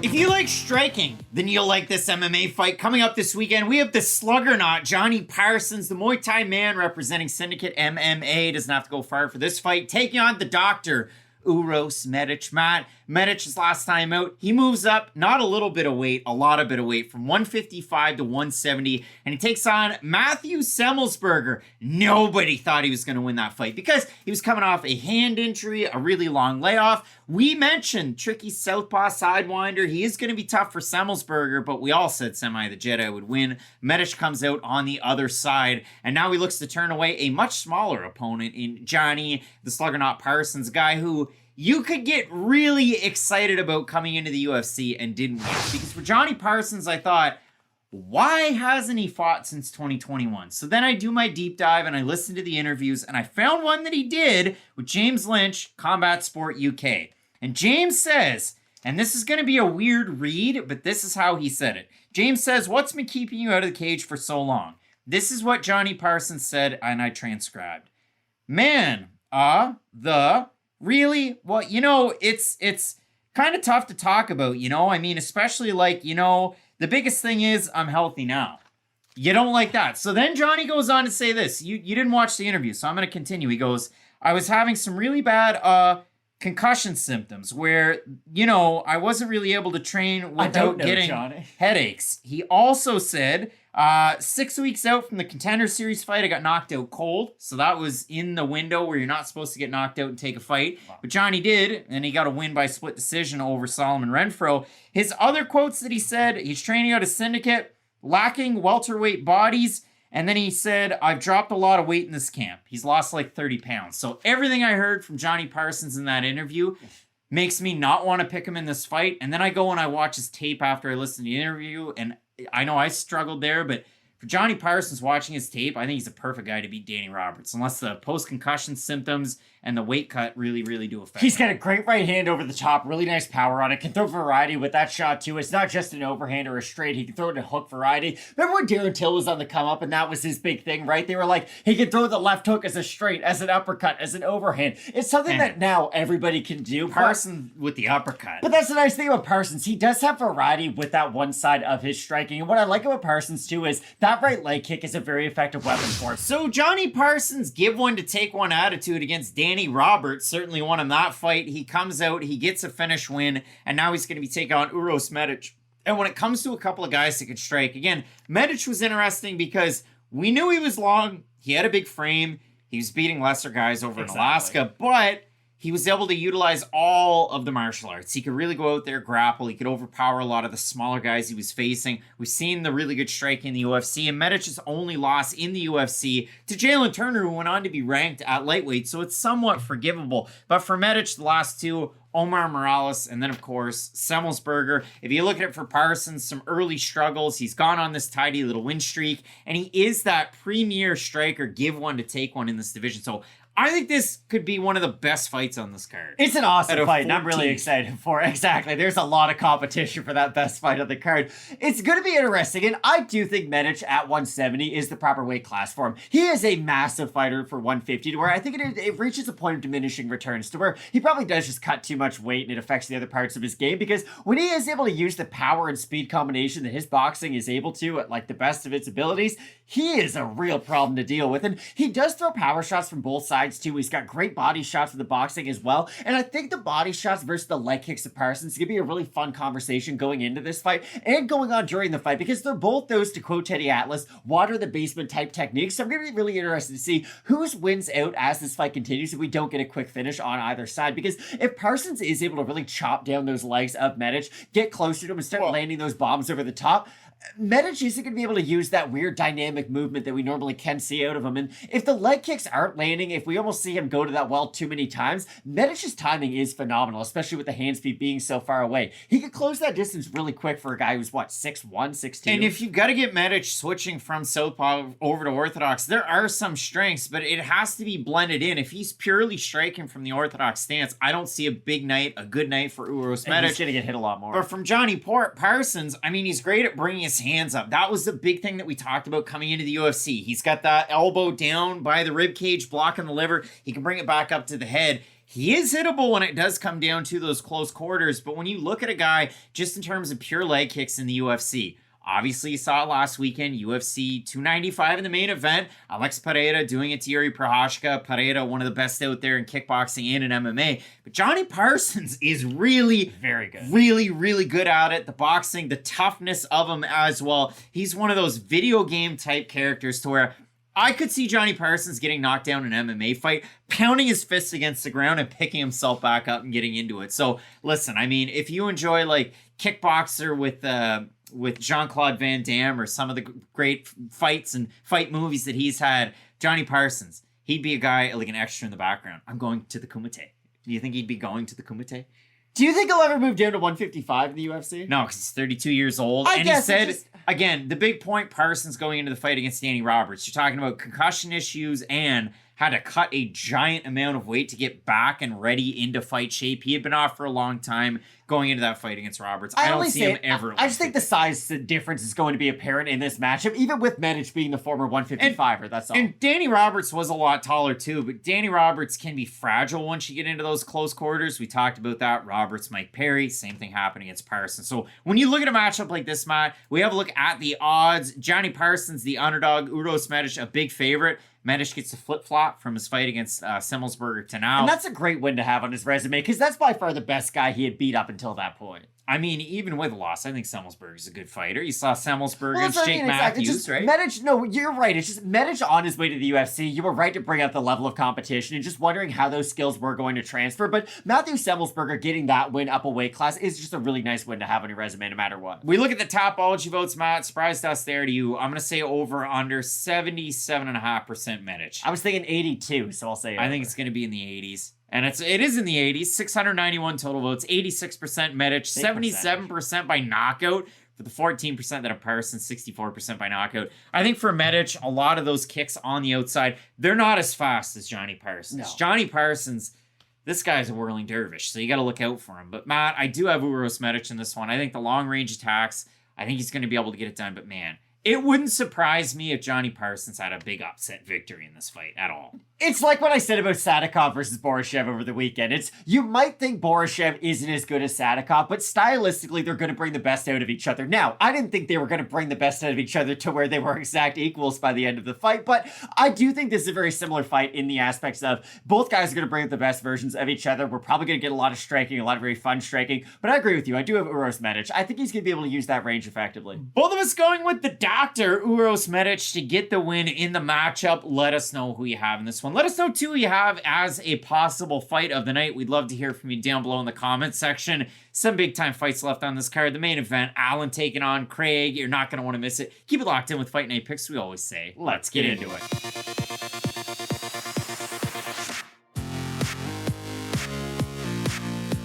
Coming into this fight, you've got a win that left a little bit more to be desired. You got a loss as a 2-1 favorite that brings you back down to weight class. We have the judokas. It's Luana Pinheiro taking on Amanda Ribas.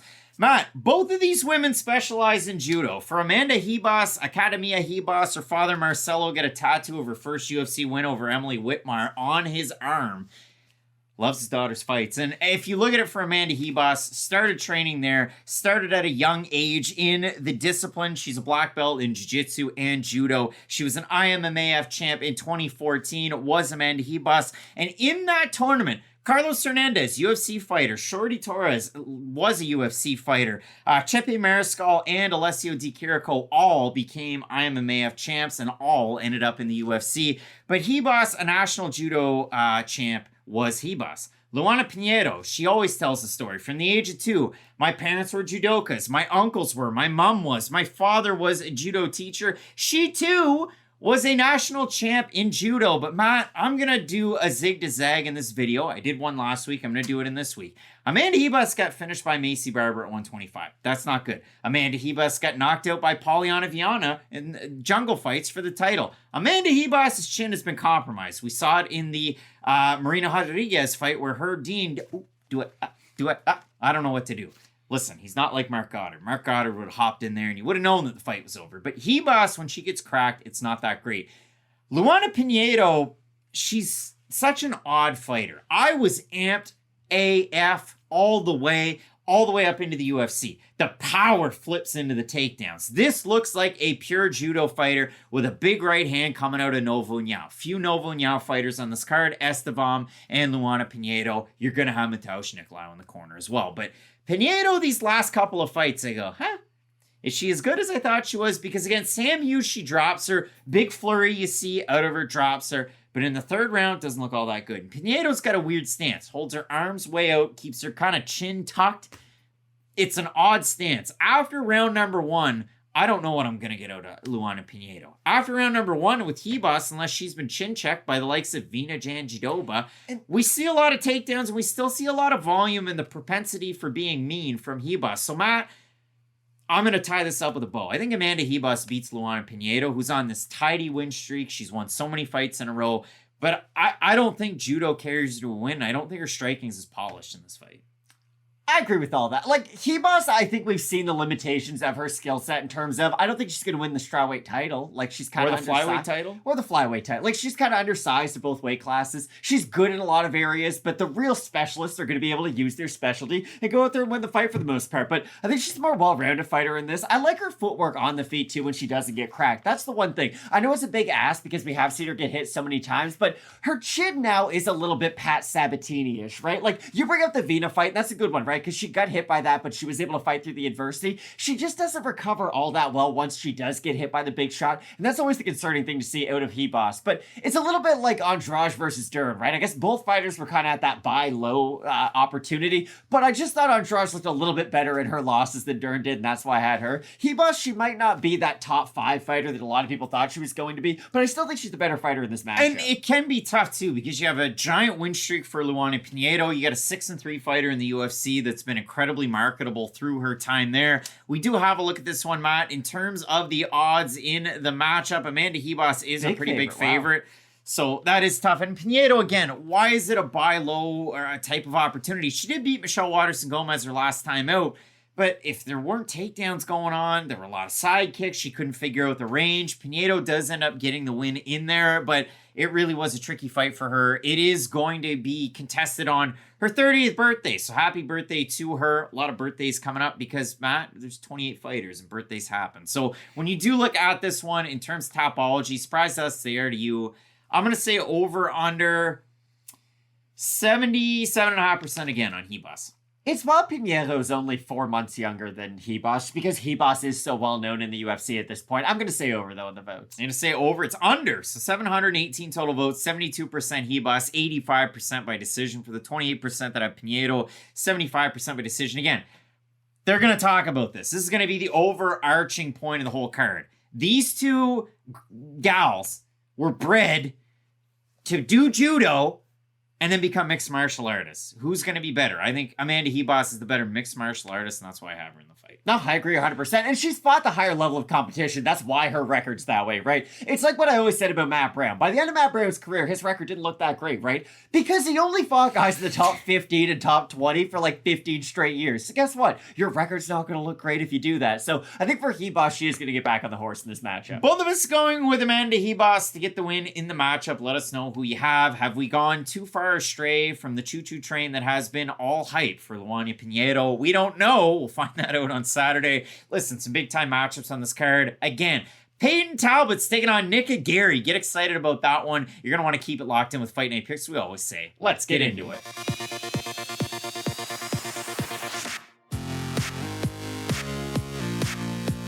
Weird fight to be on the main card of UFC Vegas 82. We have the debuting Contender Series former Uriah Faber's A1 bantamweight champ. It's Payton Talbott making that UFC debut against Slick Nick Aguirre. This is a giant Clash of Styles fight, Matt. Not only is Aguirre southpaw and Payton Talbott's orthodox, but Payton Talbott's takedown defense is that of Swiss cheese. And Nick Aguirre is very good with his wrestling and his takedowns. And we were really excited about Aguirre coming into the UFC, albeit on less than a week's notice, taking on Dan Argueta, who's a specialist in the same disciplines that Aguirre possesses. So, Matt, I mean, again, with that excitement, let's throw it on over to a little bit of a look at Nick Aguirre. Representing Illinois, and for Nick Aguirre, has to be a pretty slick transition for him, and I'm going to stop it right there. But when you do look at it, he's a teammate of Valley Flow Striking Academy with Carlos Hernandez, who's also on this card, as well as 10th Planet Lombard. And if you go down through the list and you look at Nick Aguirre, all of his accomplishments, he's a blue belt in Brazilian Jiu-Jitsu. He competes in a lot of jiu-jitsu tournaments. Even if you just look at his Instagram, if you do a quick Google search, if you go on YouTube, you can find a lot of his grappling tournaments, a lot of the grappling meets that he's been a part of. And he's damn good at those. And he translates those skills into MMA very, very well. Nick Aguirre, also an accomplished wrestler in his own right at school. He went 89-37 at Oswego High School. And then he went to McKendree University. And Matt, I'll bring up his wrestling profile here. He kind of, he had a time there, I guess. But my favorite part about the fact that he went to McKendree University, and I actually put it on the graphic instead of his reach, because I have no idea what his reach stat is. I put school, like it's football. The team mascot for McKendree University, the Bearcats. Do the Bearcat. Do you think Americans know that song by David Wilcox? Probably not. It's a very specific reference. Do the Bearcat. It's a really good song, so make sure you check it out. But I know you watched quite a bit of tape on Aguirre. It's really, really readily available. You can find it on YouTube. You can find it all over the place. What did you make of his fights? Because I know level competition, and we'll get to it, it's not really the greatest, but overall, a very, very complete mixed martial artist, a grappler, I should say. Without a doubt. And he hasn't had a very long career up until this point either. Like, his whole MMA career has basically lasted 2 years now professionally. So I do think that there is a lot of room to grow. We talk about this a lot. Like, his style of grappling, and that's what he is. He is a primary grappler and very offensively minded with his grappling. But it's going to be interesting because it really is going to depend on how good his wrestling is to dictate how much success he's probably going to have in this matchup. When you do focus on it, Matt, we want to do a deep dive and do these guys justice. If you look at it for Aguirre, 6-0 as an amateur from 2018 to 2019, but like you had mentioned, 7-0 as a pro from 2021 to now. His last fight was against Brandon Clausen. I'll put the picture up there. Referee Gary Copeland, my guy. You talk about that. Like, he must not leave the gym unless it's to referee MMA fights. That guy is yoked. If you look at that one, the commentary team says that he took that fight on short notice. That was back on December 17th. So that was the same night as Sean Strickland's fight against Jared Cannonier. That was the last time Aguirre fought. And Aguirre couldn't even get his regular corner in that fight. He said that post-fight in his speech. And he also said to the fact that with his striking, I'm good at it.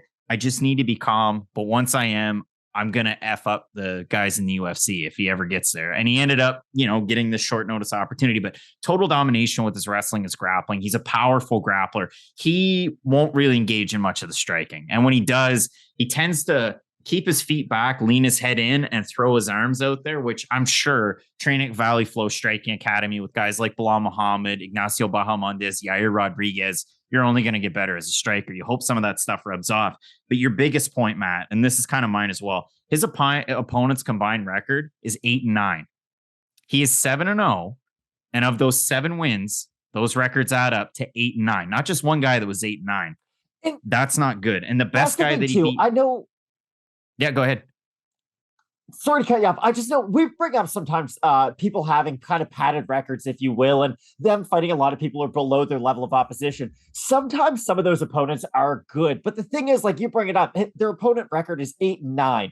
It's not even like his opponents are all that experienced either. Like, sometimes if you're fighting somebody, they don't have a great record. Let's say it's 15-15 even. Like, on paper, that's not a good record. But at least that guy's been through 30 MMA fights. So at this point, he's going to show you something at the young point of your career that you haven't seen yet. Yeah, the issue is he hasn't even seen that because all of his opponents have been very young in their careers as well.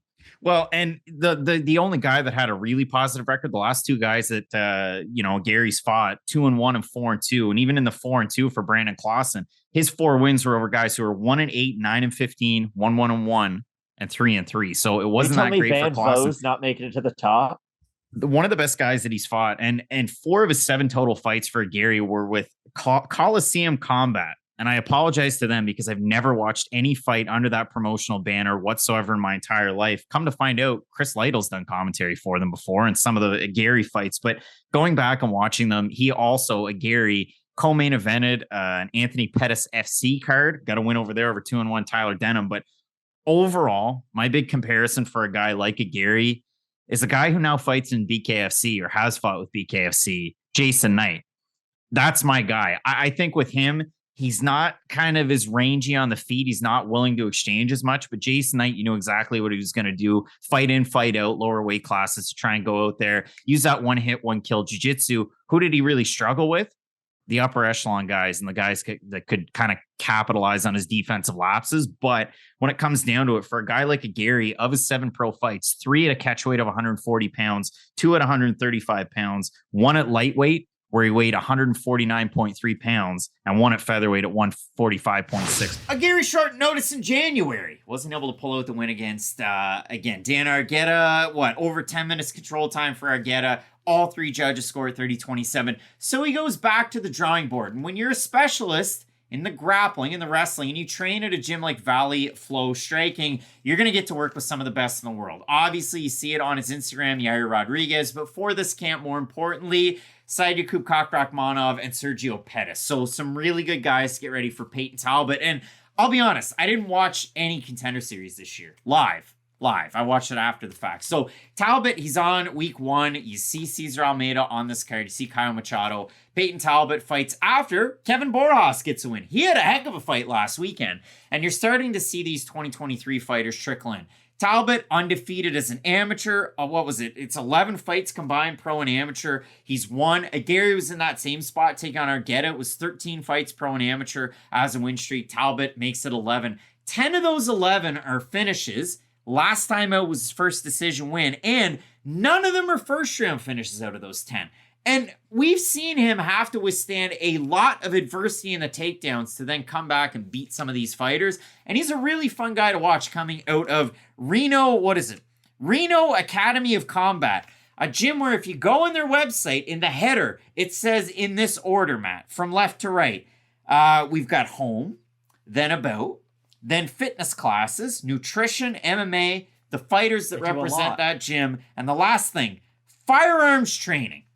Matt, if it doesn't work with the striking, you can do that. Got that thing on you. It's the United States and it's Nevada. This is my big thing about this fight and what I really like out of Payton Talbott in his striking style. He does ride a very fine line of being a power and volume striker to where he can incorporate the two into his style. And it's nice to see, right? Because that's one of the biggest question marks I feel like we have every time there's a really good striker who comes to the UFC with a lot of finishes on their record. It's, hey, how good is their lasting power? What are they going to look like after defending a lot of those takedowns and having those arms burn out? But Talbott does still do a good job of throwing in combination. He doesn't completely get rid of the kicks either as the fight continues. He does do a good job of throwing that right high kick in combination with his hands. The one negative I will say though out of Payton is when he throws his right hand, he can be a little bit long with it and guys can counter him down the middle in very straight ways. He does have that, hey, I'm pretty big for the weight class and I'm pretty tall so I can keep my head up style. And not that this fight against Nick's going to be the one that really catches him for it, but if that's an issue that we see in your fighting style over and over and over again, well, eventually someone in the bantamweight division is going to catch you, but I can't say enough good things about his offensive striking. He is a dynamo at moving forwards, being a buzzsaw, throwing in combination, and that's why I keep on bringing up the combinations, because he does do a great job of pumping the jab in his opponent's face,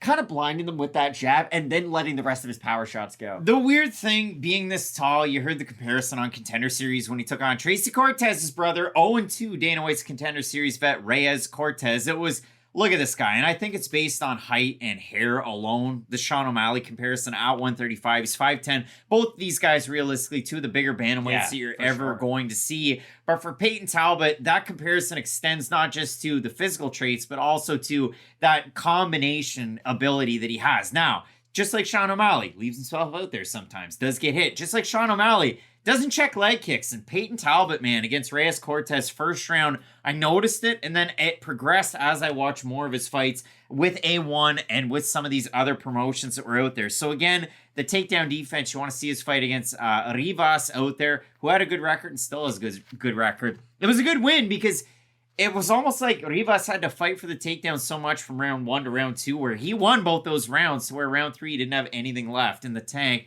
And Talbott likes to go for a lot of knees to the body, a lot of throwing my combinations body, coming back up to the head. He'll switch stances quite well. Again, this is the biggest clash of styles on this card, and there are a lot of clash of styles on this card. So if you do look at it, Matt, I mean, in terms of the odds in this one, I don't know where they're going to be. Oh my. Talbott's almost a 6-1 favorite. So we have a look at the Topology votes. Matt, surprised us there. Do you? I guess I'm going to say over under 90% Talbott. I was about to say, like, 90 what are you setting the percentage at? I'll say over. You're going to say over? It's slightly over. 700 total votes, 93% Talbott, 37% by decision, 54% by knockout for the 7% that have a Gary, 45% by decision. The reason why we put the clip in about Nick at Gary is because this guy's wrestling against everybody that's not Dan Argueta has been lights out.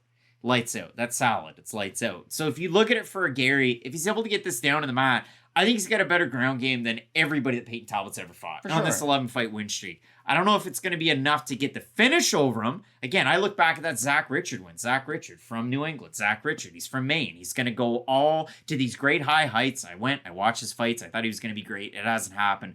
Gary finished him inside of a round. That's pretty impressive to me. Might not be for other people, but I don't know if it's going to be enough to beat Payton Talbott. And I think that tricky southpaw stance, Gary's very basic in his boxing combination. So I think for those reasons, Talbott can get it done.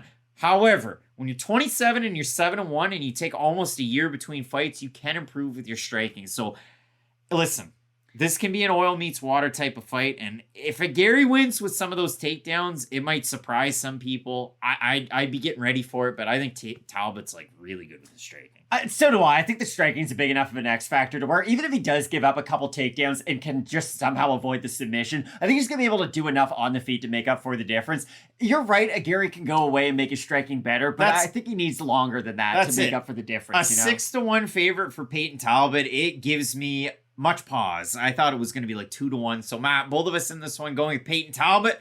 Pop popcorn, you get to learn more about these two prospects. Some big time fights left on this card, Matt. Co-main event. Jake Matthews taking on Michael Morales. Sounds like an Apex card. It is. You're going to want to keep it locked in with Fight Night Picks, we always say. Let's get into it.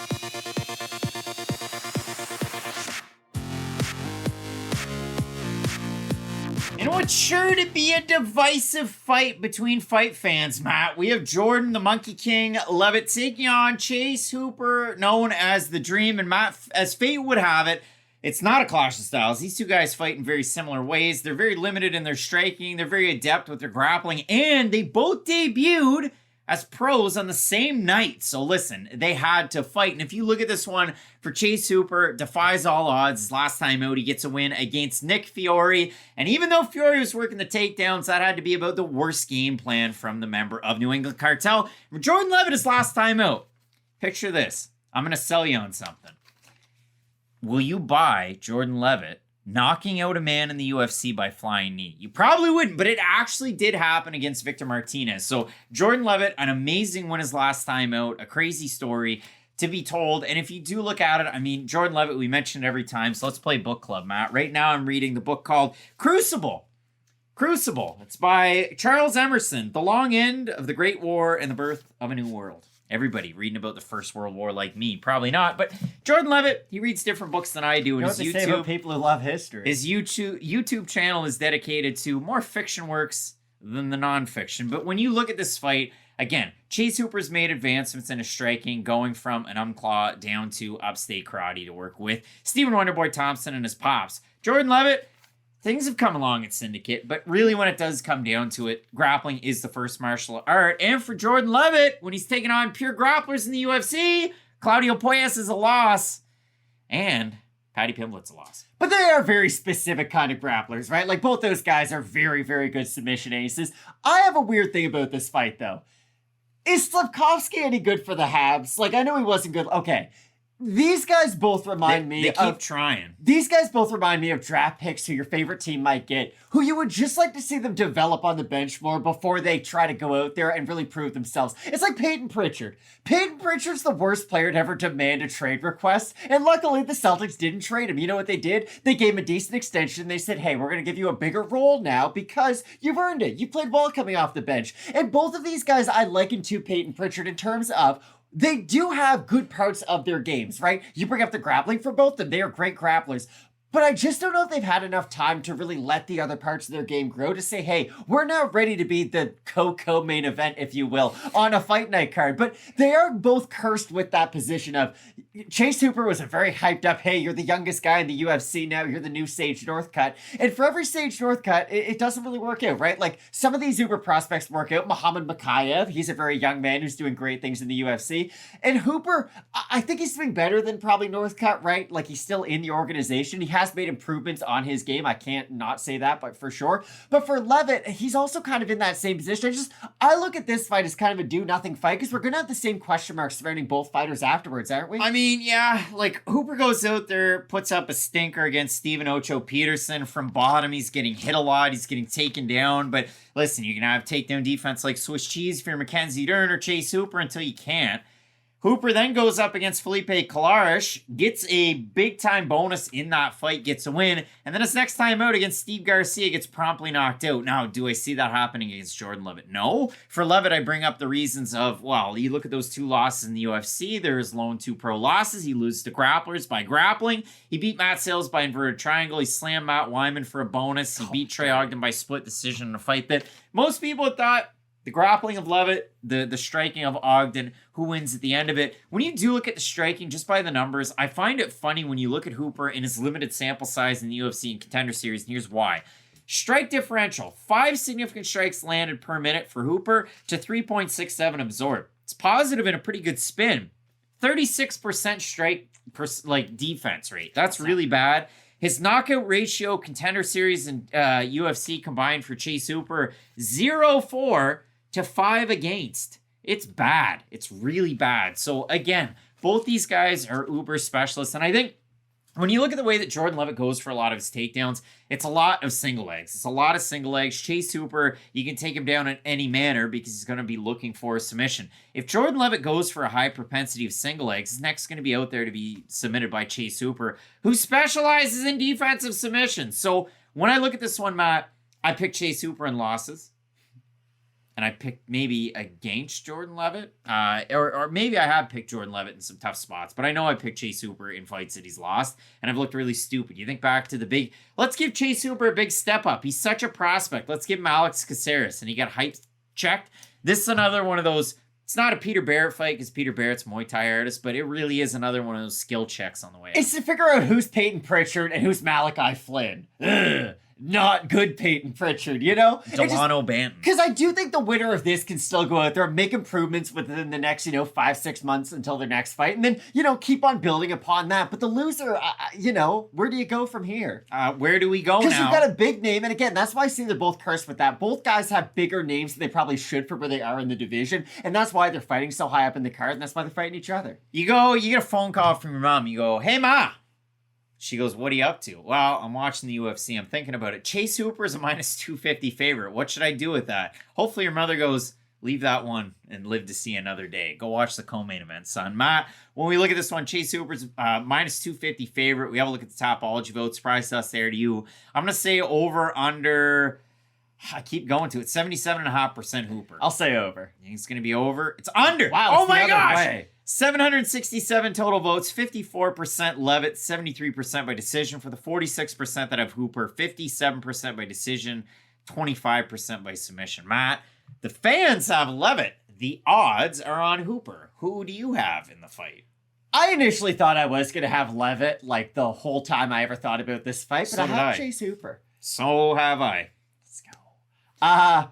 Don't feel good about it because every time I think Chase Hooper is going to take that jump and start to look better, he rarely does. But Yeah, I just think the defensive submissions are going to do enough to defend some of the takedown attempts. And off his back, he is quite the active fighter, right? Like you said, he's going to go for a lot of those defensive submissions. And I think that's going to at least help him work out of some of the poor positions he might find himself in if he is giving up a lot of takedowns. Levitt's a better striker.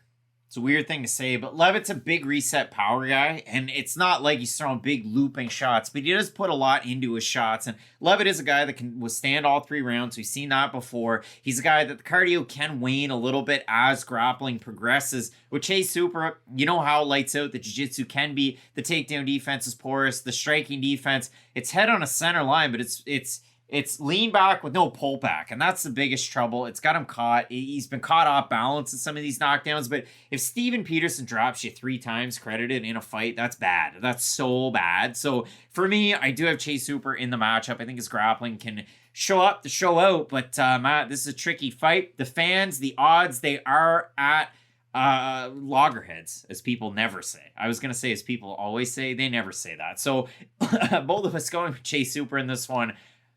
I'm surprised. An unpredictable co-main event. Yeah, if you told somebody a couple years ago that Jake Matthews would fight Michael Morales in a co-main, they never believe you, but it's actually going to happen. You're going to want to keep it locked in with Fight Night Picks. We always say, let's get into it.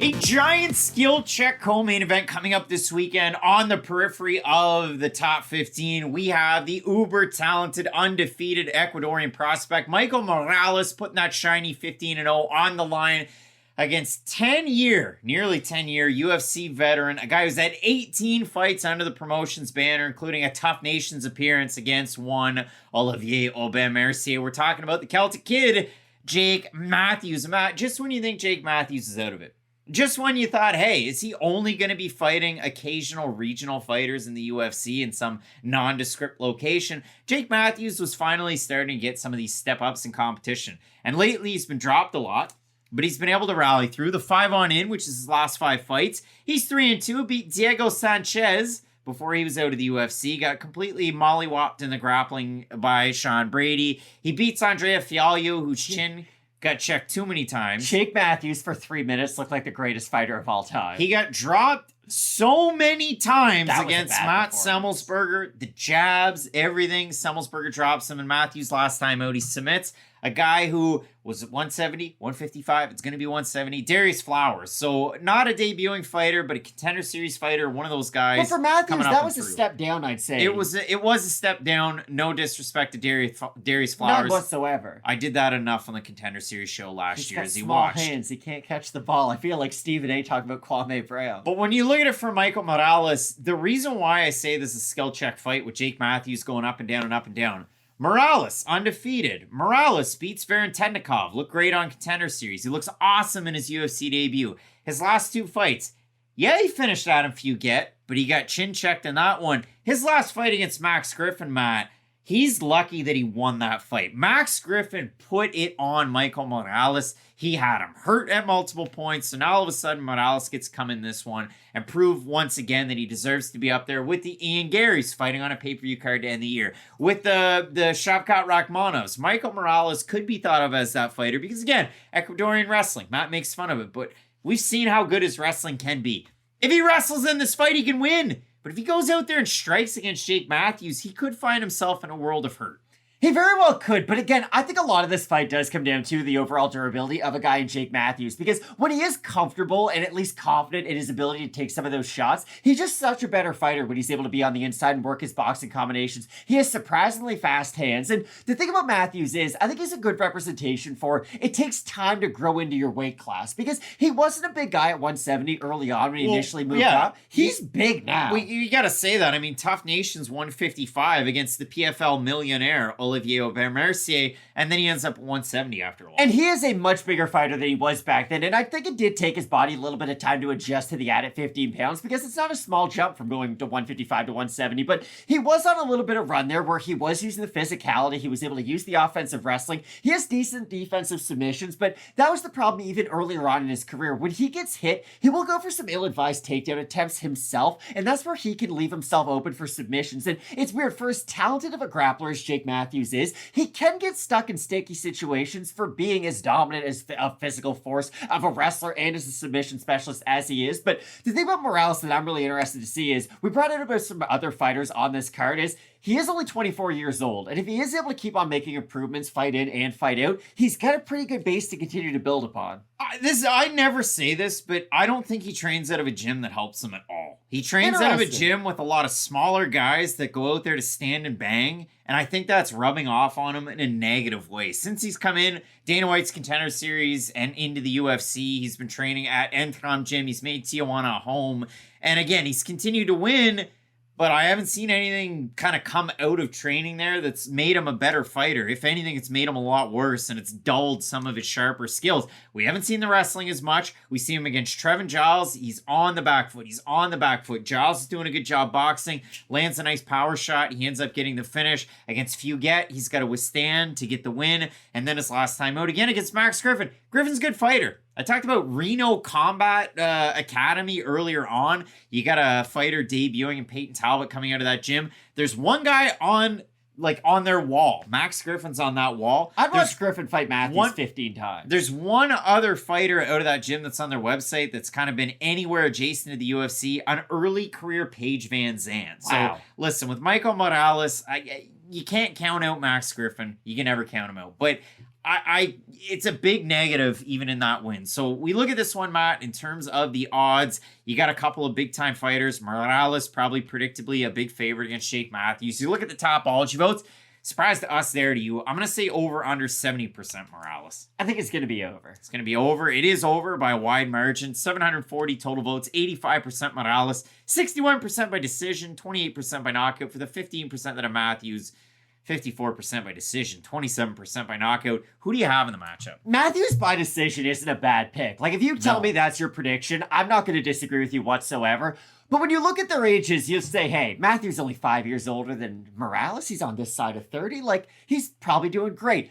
He's a weathered 29. He's been in some difficult fights at this stage of his career, and I just worry about his ability to eat some of those shots of Morales. You might be right. Maybe he isn't making improvements, but even the fighter he is now with the power he possesses, I think if he lands on Matthews, he's going to be able to hurt him, and maybe he doesn't need the wrestling. Even if he just hits Matthews and hurts him with a shot. Remember what Rocco Martin did? He hit him with a big shot. Matthews goes for an ill-advised takedown, attempts gets put in a submission, and he goes out after it. So I could see a similar situation happen where maybe Matthews is even the one who engages the grappling after he gets hit by a shot. So I do have Morales, but like you said, it's a good skill check and a nice step up in competition. Remember Rocco Martin, everybody? Remember how good he was? They probably don't. And then it was gone. Matt, I do have Michael Morales in the matchup. I think the wrestling, if it is as sharp as it was on the way up, it could be an X factor in this fight, but we haven't necessarily seen it as much in the last few. He has defended some takedowns. He has really good ability to get those hands up there, almost like Tom Aspinall, Sergey Pavlovich. I mean, if those two guys are defending takedowns, the arms are up really quick. Michael Morales reminds me of that from the tape study of last week. But again, he does have those nice long-range straight shots, but his striking defense is bad. It's bad. So when it does come down to this one, eager to hear from the fans. Both of us going with Ecuador's Michael Morales to get the win. And that sets us up for the main event, Matt. Brendan Allen taking on Paul Craig. You're not going to want to miss it. Keep locked in with Fight Night Picks, as we always say. Let's get into it.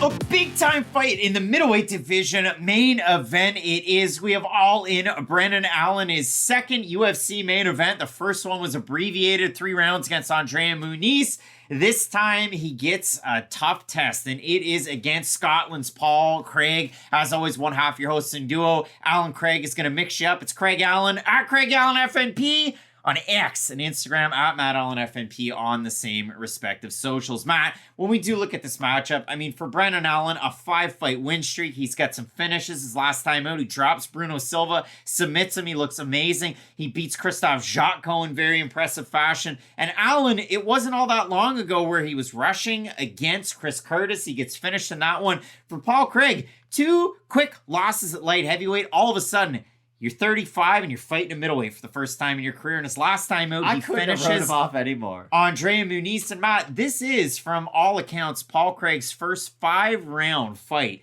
that he's ever had in his long pro career. He was the Bama light heavyweight champ before he came into the UFC. He was also the Fight Star champ at light heavyweight, but those were 3-round fights. So a big opportunity for Paul Craig in this spot. You can never count him out. He's not out until he's out, if that makes any sense. And he's coming up on a 36th birthday in the not so long way future. And if you look at it for Paul Craig, a little bit of familiarity on this card. I mean, he was in the corner of Mick Parkin when Parkin fought in Contender Series last summer. He's training out of that hit squad up there in Scotland, getting ready to take on Killcliff FC's own Brendan Allen. And for Paul Craig, 9-6-1 since 2016 when he debuted in the UFC. 8 of his 9 wins have been performance bonuses. The only one competition. The only one that wasn't was the rematch against Shogun Rua, where Shogun tapped due to strikes. My favorite martial artist as a kid, Matt. I don't believe that fight happened. I just don't believe it exists. It never happened in my mind. Do you think people would believe it if I said I didn't watch that one to get ready for this one? Because I didn't. Because I didn't emotionally, I couldn't handle it. I didn't want it to hurt my soul, and it didn't have a lot of bearing in this one. But when you look at this fight, Matt, again, Paul Craig defying the odds last time out. That's going to be a big talk. It really was incredible to see. But that's the thing about Paul Craig. When it goes well, he looks like one of the great fighters of our time. But he reminds me of I think of his Krylov fight. It went so bad. He looks like he's knocked out. His eyes are up in the sky like they have been many times before. When he gets guys in submissions, he is one of the great submission artists we have ever seen in the UFC. And I know that sounds crazy to say. You probably imagine, Hoist Gracie, Damian Maia.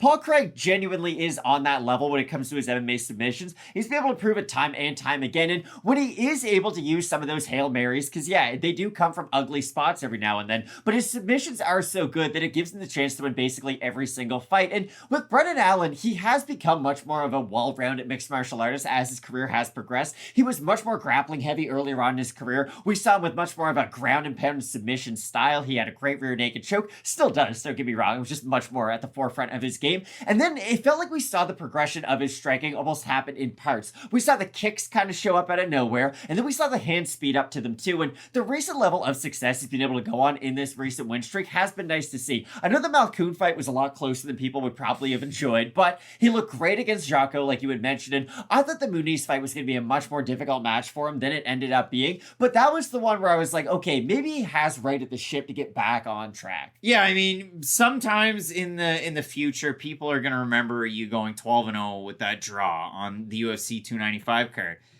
And sometimes Brendan Allen's going to put you on an Instagram poster when he goes out there and he beats Andre Muniz. And some people remember it and some people don't. But when you do look at it for a guy like Brendan Allen, the 2-fight sample size, you got the Sean Strickland loss at the bottom by finish, where Brendan Allen, is he going to be able to start out strong? No, he's on the back foot. Sean Strickland's boxing his ears in. He gets the win. He's a former champion. The loss to Chris Curtis, where it's like, okay, Brendan Allen, it looks like it's coming. It looks like it's coming. No, it's not. He got railroaded by Sean Strickland's best buddy. The 2 fights in between, Carl Robertson and Puna Soriano. That Soriano fight, I think, won a lot of favor with, okay, the striking is progressing. Now on this 5-fight win streak, really Sam Alvey, Malkoun, it was a lot of wrestling, bit of a stalemate.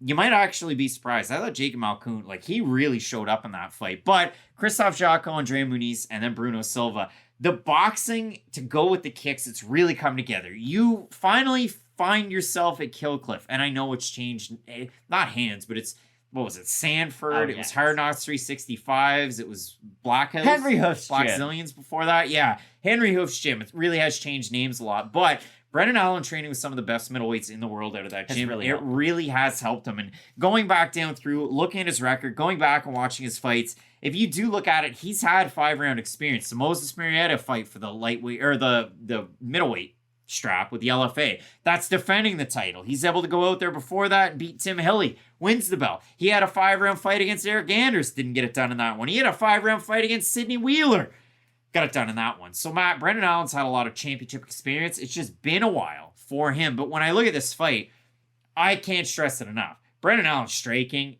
as it's advancing as it's been, it's worlds apart from Paul Craig's. I just worry about 2 things. He does throw a lot of body kicks, which could be caught for takedowns. And if Paul Craig gets on top of anybody, the fight could be over just like that.